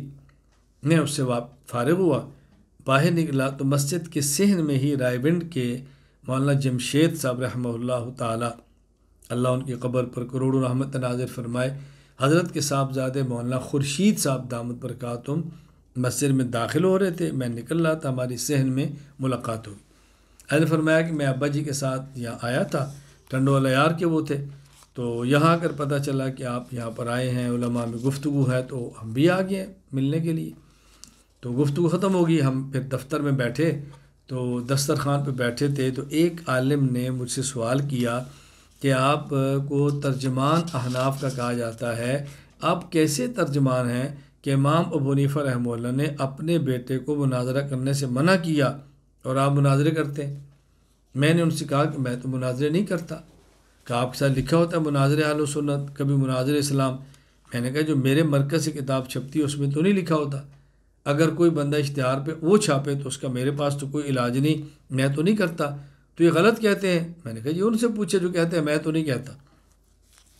جب یہ بات ہو گئی پھر میں نے ان سے کہا میں آپ سے ایک بات پوچھتا ہوں، حضرت امام اعظم ابو حنیفہ رحمہ اللہ تعالیٰ خود مناظرے کرتے تھے؟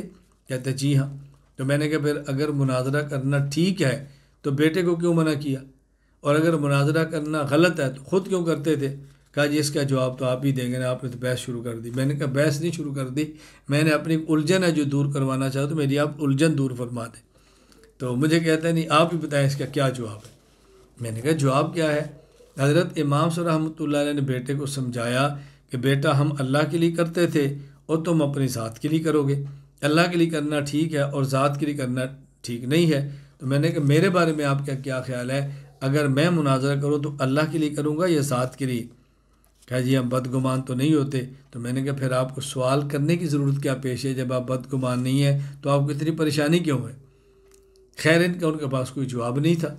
پھر میں نے مزید بات عرض کی، میں نے کہا دیکھیں اگر آپ اپنی ذات کے لیے تبلیغ کریں گے تو وہ بھی گناہ ہے، اللہ کے لیے کریں گے تو ٹھیک ہے، اپنی ذات کے لیے جہاد کریں گے تو وہ بھی جرم ہے، اللہ کے لیے کریں گے تو ٹھیک ہے، اپنی ذات اور ریا کے لیے قرآن کی تلاوت کریں گے تو وہ بھی غلط ہے، اللہ کے لیے کریں گے تو ٹھیک ہے۔ اس میں ایک بیچارے مناظرے کا کیا قصور ہے کہ اللہ کے لیے کرو تو ٹھیک ہے اور ذات کے لیے کرو تو غلط ہے؟ یہ تو دین کے ہر کام کے لیے ہے، اللہ کے لیے کریں گے ٹھیک ہے، ذات کے لیے کریں گے تو غلط ہے۔ خیر میں نے اس طرح جب تھوڑی سی بات کی پھر میں نے بتایا کہ ہمارا کام کرنے کا طریقہ مناظرانہ نہیں ہے، داعیانہ ہے، واعظانہ ہے، مصلحانہ ہے، اور ہمارا یہ ترتیب ہم یوں بات کرتے ہیں۔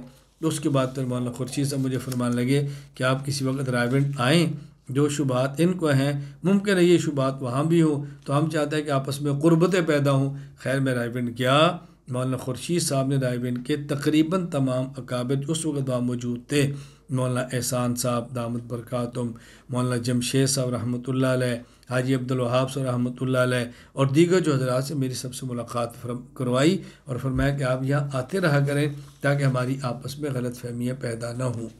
تو ملنے ملانے سے غلط فہمی پیدا ہوتی ہیں، تو جو لوگ ہم سے دور ہیں ان کو شکوک و شبہات بھی ہوتے ہیں، جو قریب آتے ہیں شکوک و شبہات ختم ہو جاتے ہیں۔ ائمہ علم الکلام، اب علم الکلام کے ائمہ پر بات کرتے ہیں کہ ائمہ علم الکلام کون سے ہیں۔ علم الکلام کے ائمہ تو کئی گزرے ہیں، مشہور ائمہ علم الکلام دو ہیں۔ نمبر 1 امام ابو الحسن علی بن اسماعیل الاشعری الحنبلی رحمہ اللہ تعالی، نمبر 1۔ نمبر 2 امام ابو منصور محمد بن محمود ماتریدی الحنفی رحمہ اللہ تعالی، یہ دو مشہور امام ہیں۔ ان میں پہلے ہیں امام ابو الحسن علی بن اسماعیل الاشعری الحنبلی رحمہ اللہ، ان کی وفات 324 ہجری میں ہے۔ آپ حضرت ابو موسیٰ اشعری رضی اللہ تعالیٰ عنہ کی اولاد میں سے تھے، قبیلہ اشعر کی طرف نسبت کی وجہ سے آپ کو اشعری کہتے ہیں۔ حضرت امام احمد بن حنبل رحمہ اللہ کے فروع میں مقلد تھے، اس لیے ان کو حنبلی بھی کہتے ہیں۔ 260 ہجری میں بصرہ میں پیدا ہوئے، یہ بچے تھے، والد کا انتقال ہو گیا، بعد میں ان کی والدہ محترمہ کا نکاح اس وقت کے مشہور معتزلی عالم محمد بن عبدالوہاب بن سلام المعروف ابو علی جبائی، وفات 303 ہجری، ان سے ان کا نکاح ہو گیا۔ اب آپ نے فن مناظرہ اور علم الکلام اپنے سوتیلے والد ابو علی جبائی کی تربیت میں رہ کر حاصل کیا، لیکن آپ طبیعت کے بہت سلیم تھے، بہت اچھے مزاج کے تھے، سلیم الفطرت تھے۔ معتزلہ کی رقیق باریکیاں جو بعید از عقل اس سے تنگ آئے اور آپ نے ان کو چھوڑ دیا اور مسلک اہل سنت والجماعت کو قبول کیا، اور تا حیات اہل سنت والجماعت کے عقائد کے ثبات اور معتزلہ کے عقائد کا رد دلائل کے ساتھ فرماتے رہے۔ بلکہ ان کا ایک بڑا معروف واقعہ ہے، اس واقعے کو دخل ہے ان کے اعتزال سے اہل سنت والجماعت کی طرف آنے کا، بہت بڑا ایک سبب ہے۔ وہ واقعہ کیا تھا کہ ان کے جو ستیلے والد تھے اور علم الکلام ان کے استاذ تھے ابو علی جبائی، وہ چونکہ معتزلی تھے، اور معتزلہ کا نظریہ یہ ہے کہ اصلاح للعباد اللہ پر واجب ہے، یعنی وہ کام جو بندے کے لیے مفید ہو اللہ کے اوپر واجب ہے کہ اللہ بندے کے لیے وہ کام کرے۔ جو کام بندے کے لیے مفید ہو اللہ کے اوپر واجب ہے کہ وہ کام کرے، اسی کہتے ہیں اصلاح للعباد، یہ اللہ پر واجب ہے۔ اور اہل سنت والجماعت کا اصلاح للعباد اللہ پر واجب نہیں، یعنی جو کام بندے کے لیے مفید ہو اللہ کے ذمہ کرنا واجب نہیں۔ معتزلہ کہتے ہیں اللہ کے ذمہ کرنا لازم ہے اور واجب ہے۔ اس پر ان کا مناظرہ ہوا اپنے ستیلے باپ اور معتزلہ کے امام ابو علی جبائی سے، بڑا دلچسپ مناظرہ ہے۔ آپ نے اپنے استاذ ابو علی جبائی کو فرمایا میں آپ سے ایک سوال کرتا ہوں، ما تقول فی ثلاثۃ اخوۃ مات احد مطیع والآخر عاصیہ والثالث صغیرہ، آپ بتائیں کہ اس شخص کے بارے میں آپ 3 بھائی ہیں، ان میں ایک اللہ کا فرما بردار فوت ہو گیا اور ایک نافرمان فوت ہو گیا اور ایک بچپن میں فرق گیا، ان تینوں کے بارے میں آپ کہتے ہیں، یعنی ایک نابالغ فوت ہو گیا اور ایک جو بالغ ہوا تو نیک ہوا فوت ہوا، ایک بالغ ہوا اور نافرمان فاسق ہوا تو فوت ہوا، ان کے بارے میں آپ کہتے ہیں۔ نمبر 1 نابالغ فوت ہو گیا، نمبر 2 بالغ صالح فوت ہوا، نمبر 3 بالغ فاسق فوت ہوا، ان 3 بھائیوں کے بارے میں آپ کا نظریہ کیا؟ تو ابو علی معتزلی کہنے لگے کہ ان میں جو صالح تھا اور بالغ تھا فوت ہوا اس کو تو اللہ جنت دیں گے، اور جو بڑا بالغ فوت ہوا اور فاسق تھا وہ جہنم میں جائے گا، اور جو بچہ فوت ہوا اس کے بارے میں کیا؟ فرمایا وہ نہ اس کو سزا ملے گی اور نہ اس کو ثواب ملے گا، نہ عذاب ہوگا نہ ثواب ہوگا۔ اچھا، انہوں نے امام اشعری رحمہ اللہ پوچھنے لگے کہ یہ بتائیں کہ یہ جو تیسرا تھا، اگر یہ اللہ سے پوچھے کہ اے اللہ میں جب بچہ تھا اور آپ نے مجھے بچپن میں موت دے دی، کیوں؟ آپ نے ایسا کیوں نہیں کیا کہ میں بڑا ہوتا اور میں بڑا ہو کر آپ پر ایمان لاتا اور میں نیک عمل کرتا اور میں جنت میں داخل ہو جاتا؟ آپ نے مجھے بڑا ہونے کی مہلت کیوں نہیں دی؟ آپ نے بچپن میں مجھے کیوں موت دے دی اور میں ثواب سے محروم رہ گیا؟ تو ابو علی معتزلی کہنے لگے اللہ تعالیٰ فرمائیں گے، چونکہ ان کے اصلح للعباد اللہ پر واجب ہے نا، جو چیز بندے کے لیے مفید ہے وہ کرنا ضروری ہے، وہ کہتے ہیں اللہ تعالیٰ فرمائیں گے کہ میرے علم میں تھا اگر تو بڑا ہوتا تو نافرمان ہوتا اور تو جہنم میں جاتا، تو چونکہ اصلح للعباد بندے پر واجب، اللہ پر واجب ہے، تو اللہ فرمائیں گے تیری بہتر یہ تھا کہ میں تجھے بچپن میں موت دیتا تاکہ تو جہنم سے بچ جاتا، میں نے اس لیے بچپن میں موت دی ہے۔ تو حضرت امام اشعری فرمانے لگے اچھا یہ فرمائیں وہ جو دوسرا تھا بالغ ہوا اور نافرمان ہوا اور جہنم میں گیا، اگر وہ اللہ سے پوچھے کہ یا اللہ مجھے آپ نے بچپن میں موت کیوں نہیں دے دی تاکہ میں بڑا ہوتا، نہ نافرمانی کرتا، نہ جہنم میں جاتا، اصل للعباد تو اللہ پر واجب ہے، تو اللہ سے پوچھے کہ آپ نے مجھے بچپن میں کیوں نہیں دی موت، میرے لیے تو مفید یہ تھا میں بچپن میں مر جاتا، تو بتائیں اس کا جواب کیا ہوگا؟ ابو علی معتزلی اس پر خاموش ہو گئے اور اس کا کوئی بھی جواب نہیں بن پڑا۔ حضرت امام اشعری رحمۃ اللہ علیہ کا بہت بڑا سبب بنا یہ اعتزال سے اہل سنت والجماعت کی طرف آنے کا، کہ کتنی مضبوط دلیل عطا فرمائی۔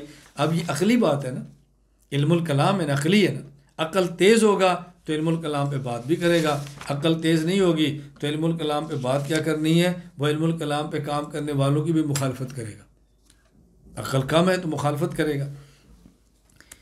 امام اشعری رحمہ اللہ تعالی نے بہت ساری کتابیں لکھی ہیں اور امام احمد بن حنبل کے مقلد تھے، آپ نے 300 کے قریب کتب تصنیف فرمائی، یہ کتنا بڑا امام عالم، اپنے ہاتھ سے 300 کے قریب کتب۔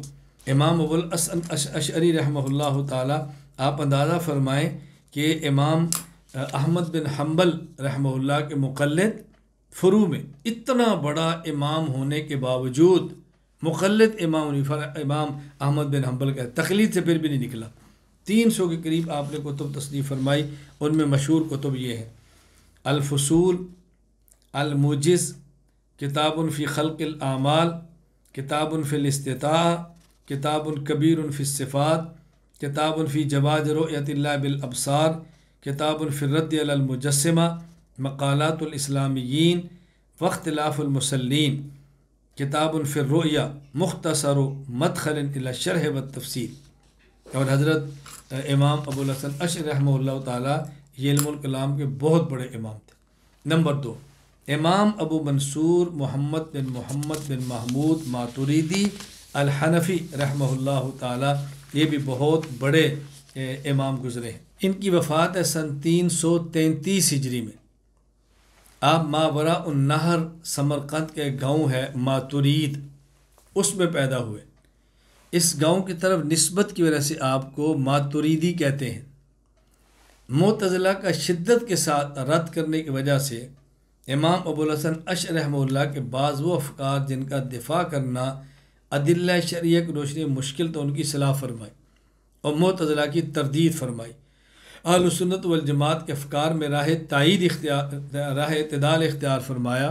یہ فروعاً حنفی تھے۔ حضرت امام اعظم ابو حنیفہ رحمہ اللہ تعالیٰ کے مقلد تھے اور آپ نے کتابیں تصنیف فرمائی ہیں، اور مشہور ان کی کتب میں چند ایک نقل کرتا ہوں جو آپ نے کتابیں فرمائی: تعویلات اہل سنت والجماعہ۔ اب پیچھے مجھ سے غلطی ہو گئی، حضرت امام ابو الحسن علی بن اسماعیل الاشعری حنبلی، ان کی وفات 324 ہجری کی ہے، شاید میں نے غلطی کر دی ہو، ان کی وفات ہے 324 ہجری۔ اور حضرت امام ابو منصور محمد بن محمود ماتوریدی، وفات ہے 333 ہجری۔ ان نے چند کتب تصنیف فرمائی۔ تعلیمات اہل سنت والجماعہ بہترین تفسیر کی کتاب ہے، تعویلات اہل سنت والجماعہ یہ تفسیر ہے۔ کتاب التوحید، کتاب رد الاوائل الادلۃ للکعبی، کتاب بیان وہم المعتزلہ، کتاب المقالات، کتاب رد وعید الفساق للکعبی، کتاب رد تہذیب الجدل، کتاب رد الاصول الخمسۃ للباہلی، کتاب رد الامامۃ لبعض الروافض، کتاب الرد علی اصول القرامطہ، کتاب الجدل۔ آپ محدث زمانہ معروف حضرت امام ابو جعفر طحاوی رحمہ اللہ کے ہم اثر تھے، دونوں حضرات، کیونکہ امام طحاوی رحمہ اللہ 311 ہجری میں فوت ہوئے اور امام اشعری 324 ہجری میں فوت ہوئے۔ امام ماتوریدی 333 ہجری میں فوت ہوئے ہیں، تو ہم زمانہ لوگ ہیں، معاصر آپس میں۔ یہاں یہ دو مشہور ائمہ علم الکلام ہیں، اور مختصر سی 2-3 باتیں یہاں ان کے والے سمجھ لیں۔ پہلی بات یہ سمجھیں کہ عقائد میں ائمہ اربع، اشاعرہ، ماتوریدیہ سارے متفق ہیں۔ کیوں؟ یہ تینوں اہل حق ہیں، ائمہ اربع بھی اہل حق، اشاعرہ بھی اہل حق، ماتوریدیہ بھی اہل حق، اور یہ سب اہل سنت والجماعت ہیں۔ عقائد کا جو اختلاف ہے یا وہ اسلام سے نکالتا ہے اور کافر بناتا ہے اور یہ سب مسلمان ہیں، یا عقائد کا اختلاف سنت سے نکال کر بدعت میں لے جاتا ہے اور یہ سب اہل سنت ہے۔ لہٰذا ان کے عقائد میں کوئی اختلاف نہیں ہے، ان کے عقائد یکساں ہے، یہ مسلمان بھی ہیں اور سب اہل سنت والجماعت بھی ہیں۔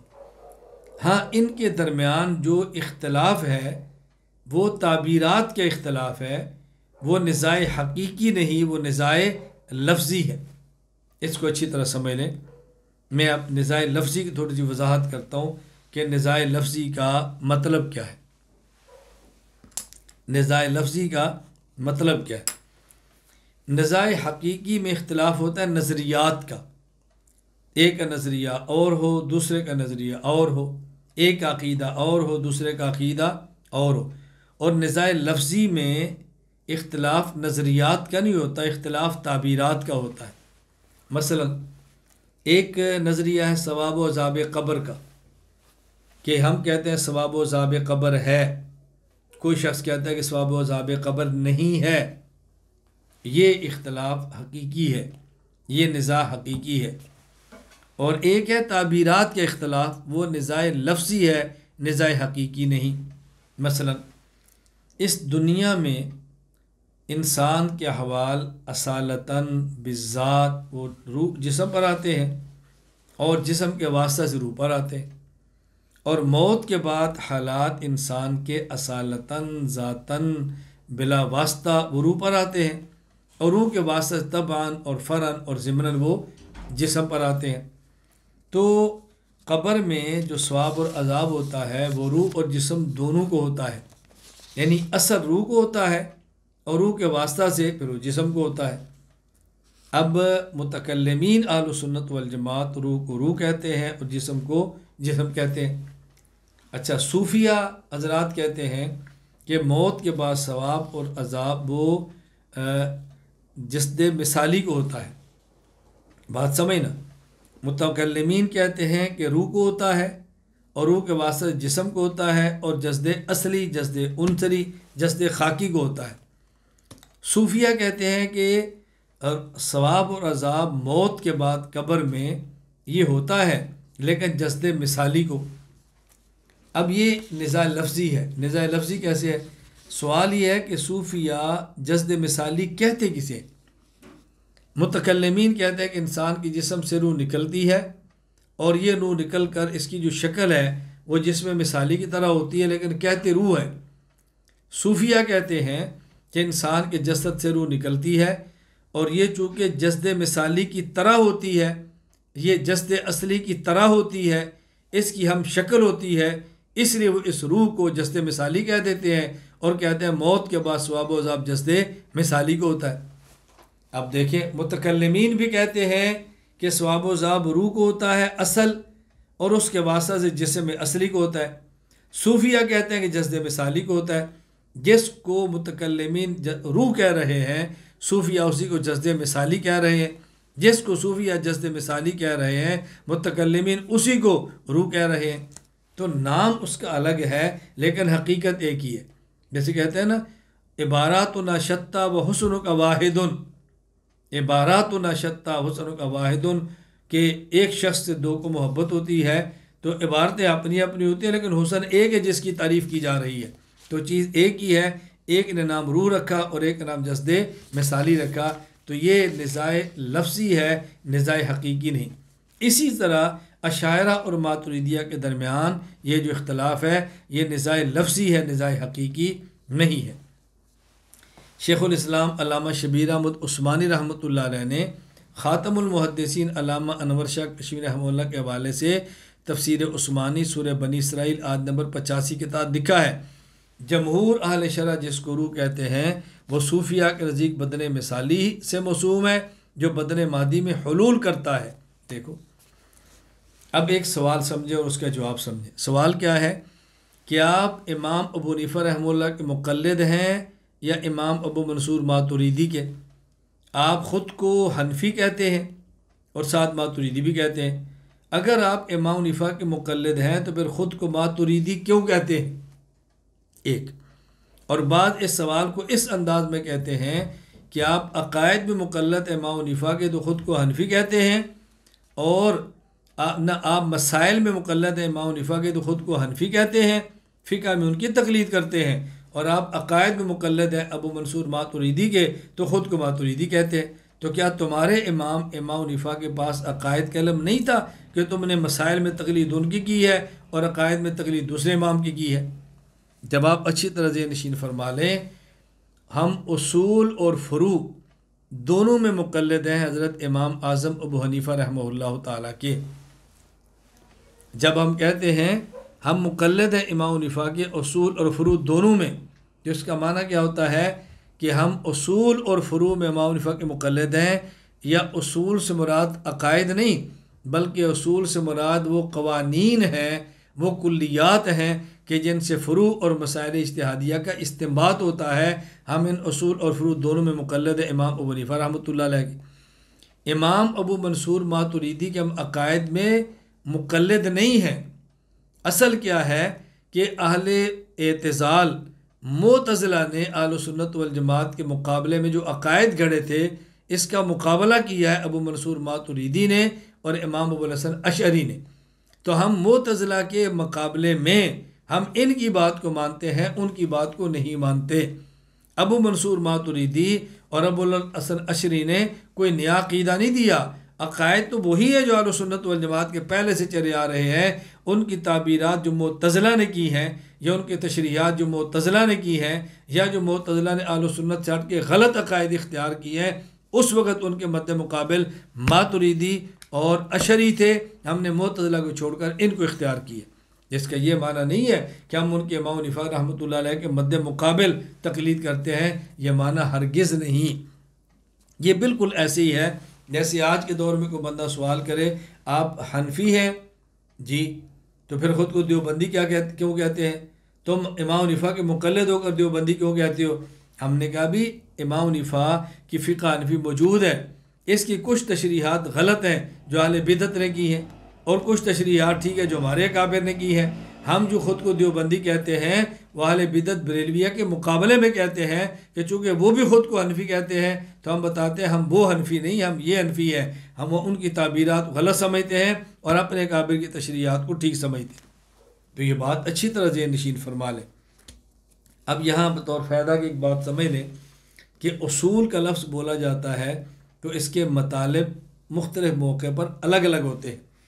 کبھی اصول ان قواعد اور کلیات کو کہتے ہیں جن سے فقہی مسائل کا استنباط ہوتا ہے۔ تو جب فقہ میں کہا جائے نا اصول اور فروع، اس کا معنی ہوتا ہے قواعد اور کلیات، اور فروع سے مراد مسائل مستنبطہ، مسائل مستخرجہ، مسائل اجتہادیہ۔ نمبر 2، اور کبھی اصول عقائد کے لیے استعمال ہوتا ہے اور وہاں فروع اعمال کے لیے ہوتا ہے۔ تو جب علم الکلام میں کہتے ہیں بھی یہ اصول ہے، اس کا معنی کہ یہ علم العقائد ہے، تو یا اصول بمعنی عقائد ہیں اور فروع بمعنی اعمال ہے۔ اور کبھی اصول مطلقاً قواعد کے لیے بولا جاتا ہے، اس سے مراد اس فن کے قواعد اور کلیات ہوتے ہیں، یعنی کوئی بھی فن ہو، صرف کا ہو، نحو کا ہو، تفسیر کا ہو، منطق کا ہو، ان کے قواعد کو اصول کہتے ہیں۔ تو اصول 3 معنی میں بولا جاتا ہے، کبھی اصول سے مراد وہ قواعد جس سے مسائل فقہیہ مستنبط ہوں، اور کبھی اصول سے مراد عقائد اور فروع سے مراد اعمال، اور کبھی اصول سے مراد مطلقاً قواعد جو کسی بھی فن کے قوانین اور قواعد ہوں۔ ایک بات اور سمجھ لیں، چونکہ ہم نے بات کی ہے اشاعرہ اور ماتریدیہ کی جو اہل سنت والجماعت ہیں، اور ان کے مد مقابل تھے فرقہ معتزلہ۔ یہ فرقہ کب وجود کے اندر آیا؟ شرح عقائد نصفیہ میں علامہ سعد الدین تفتازانی رحمہ اللہ وفات 792 ہجری، آپ نے لکھا ہے امام حسن بصری رحمہ اللہ، ان کی وفات 110 ہجری میں ہے۔ آپ کی درسگاہ میں ایک شاگرد تھا جس کا نام تھا ابو حذیفہ واصل بن عطا بن غزال، اس کی وفات 131 ہجری میں ہے۔ جب حضرت امام حسن بصری رحمۃ اللہ علیہ نے مرتکب کبیرہ کے بارے میں فرمایا کہ مرتکب کبیرہ مومن ہوتا ہے، کافر نہیں ہوتا، اور مرتکب کبیرہ یہ فاسق ہوتا ہے لیکن ایمان سے نکلتا نہیں، مسئلہ سمجھایا، تو اس واصل بن عطا بن غزال نے ان کے مقابلے میں ایک نیا موقف اختیار کیا کہ مرتکب کبیرہ بڑے گناہوں کرنے والا ایمان سے تو نکل جاتا ہے لیکن کفر میں داخل نہیں ہوتا۔ اس کو منزلۃ بین منزلتین کہا کہ نہ وہ مومن ہے نہ وہ کافر ہے، ایمان سے نکل گیا، کفر میں داخل نہیں ہوا۔ جب یہ نظریہ نے نکالا تو حضرت امام حسن بصری فرمان لگے قد اعتزل ھذا منا، یہ شخص آج ہم سے جدا ہو گیا، اعتزلہ، تو اسی سے معتزلہ، یہ فرقہ معتزلہ کہ یہ اہل سنت سے نکل گئے، الگ ہو گئے، اور یہ خود کو کہتے اصحاب العدل والتوحید، خود کو کہتے اصحاب العدل والتوحید نام رکھا، اور یہ خود کو معتزلہ بھی کہتے تھے۔ اس لیے یہ پہلا شخص تھا کہ جو معتزلی ہوا، اور یہاں سے آگے پھر اس کے ماننے والے شروع ہوئے اور انہوں نے اپنا نام معتزلہ رکھا، یا انہوں نے اپنا نام اہل التوحید اور اہل عدل رکھا۔ اللہ تعالیٰ میں اپنے عقائد کو پڑھنے کی، سمجھنے کی اور سمجھ کر آگے پھیلانے کی توفیق عطا فرمائے۔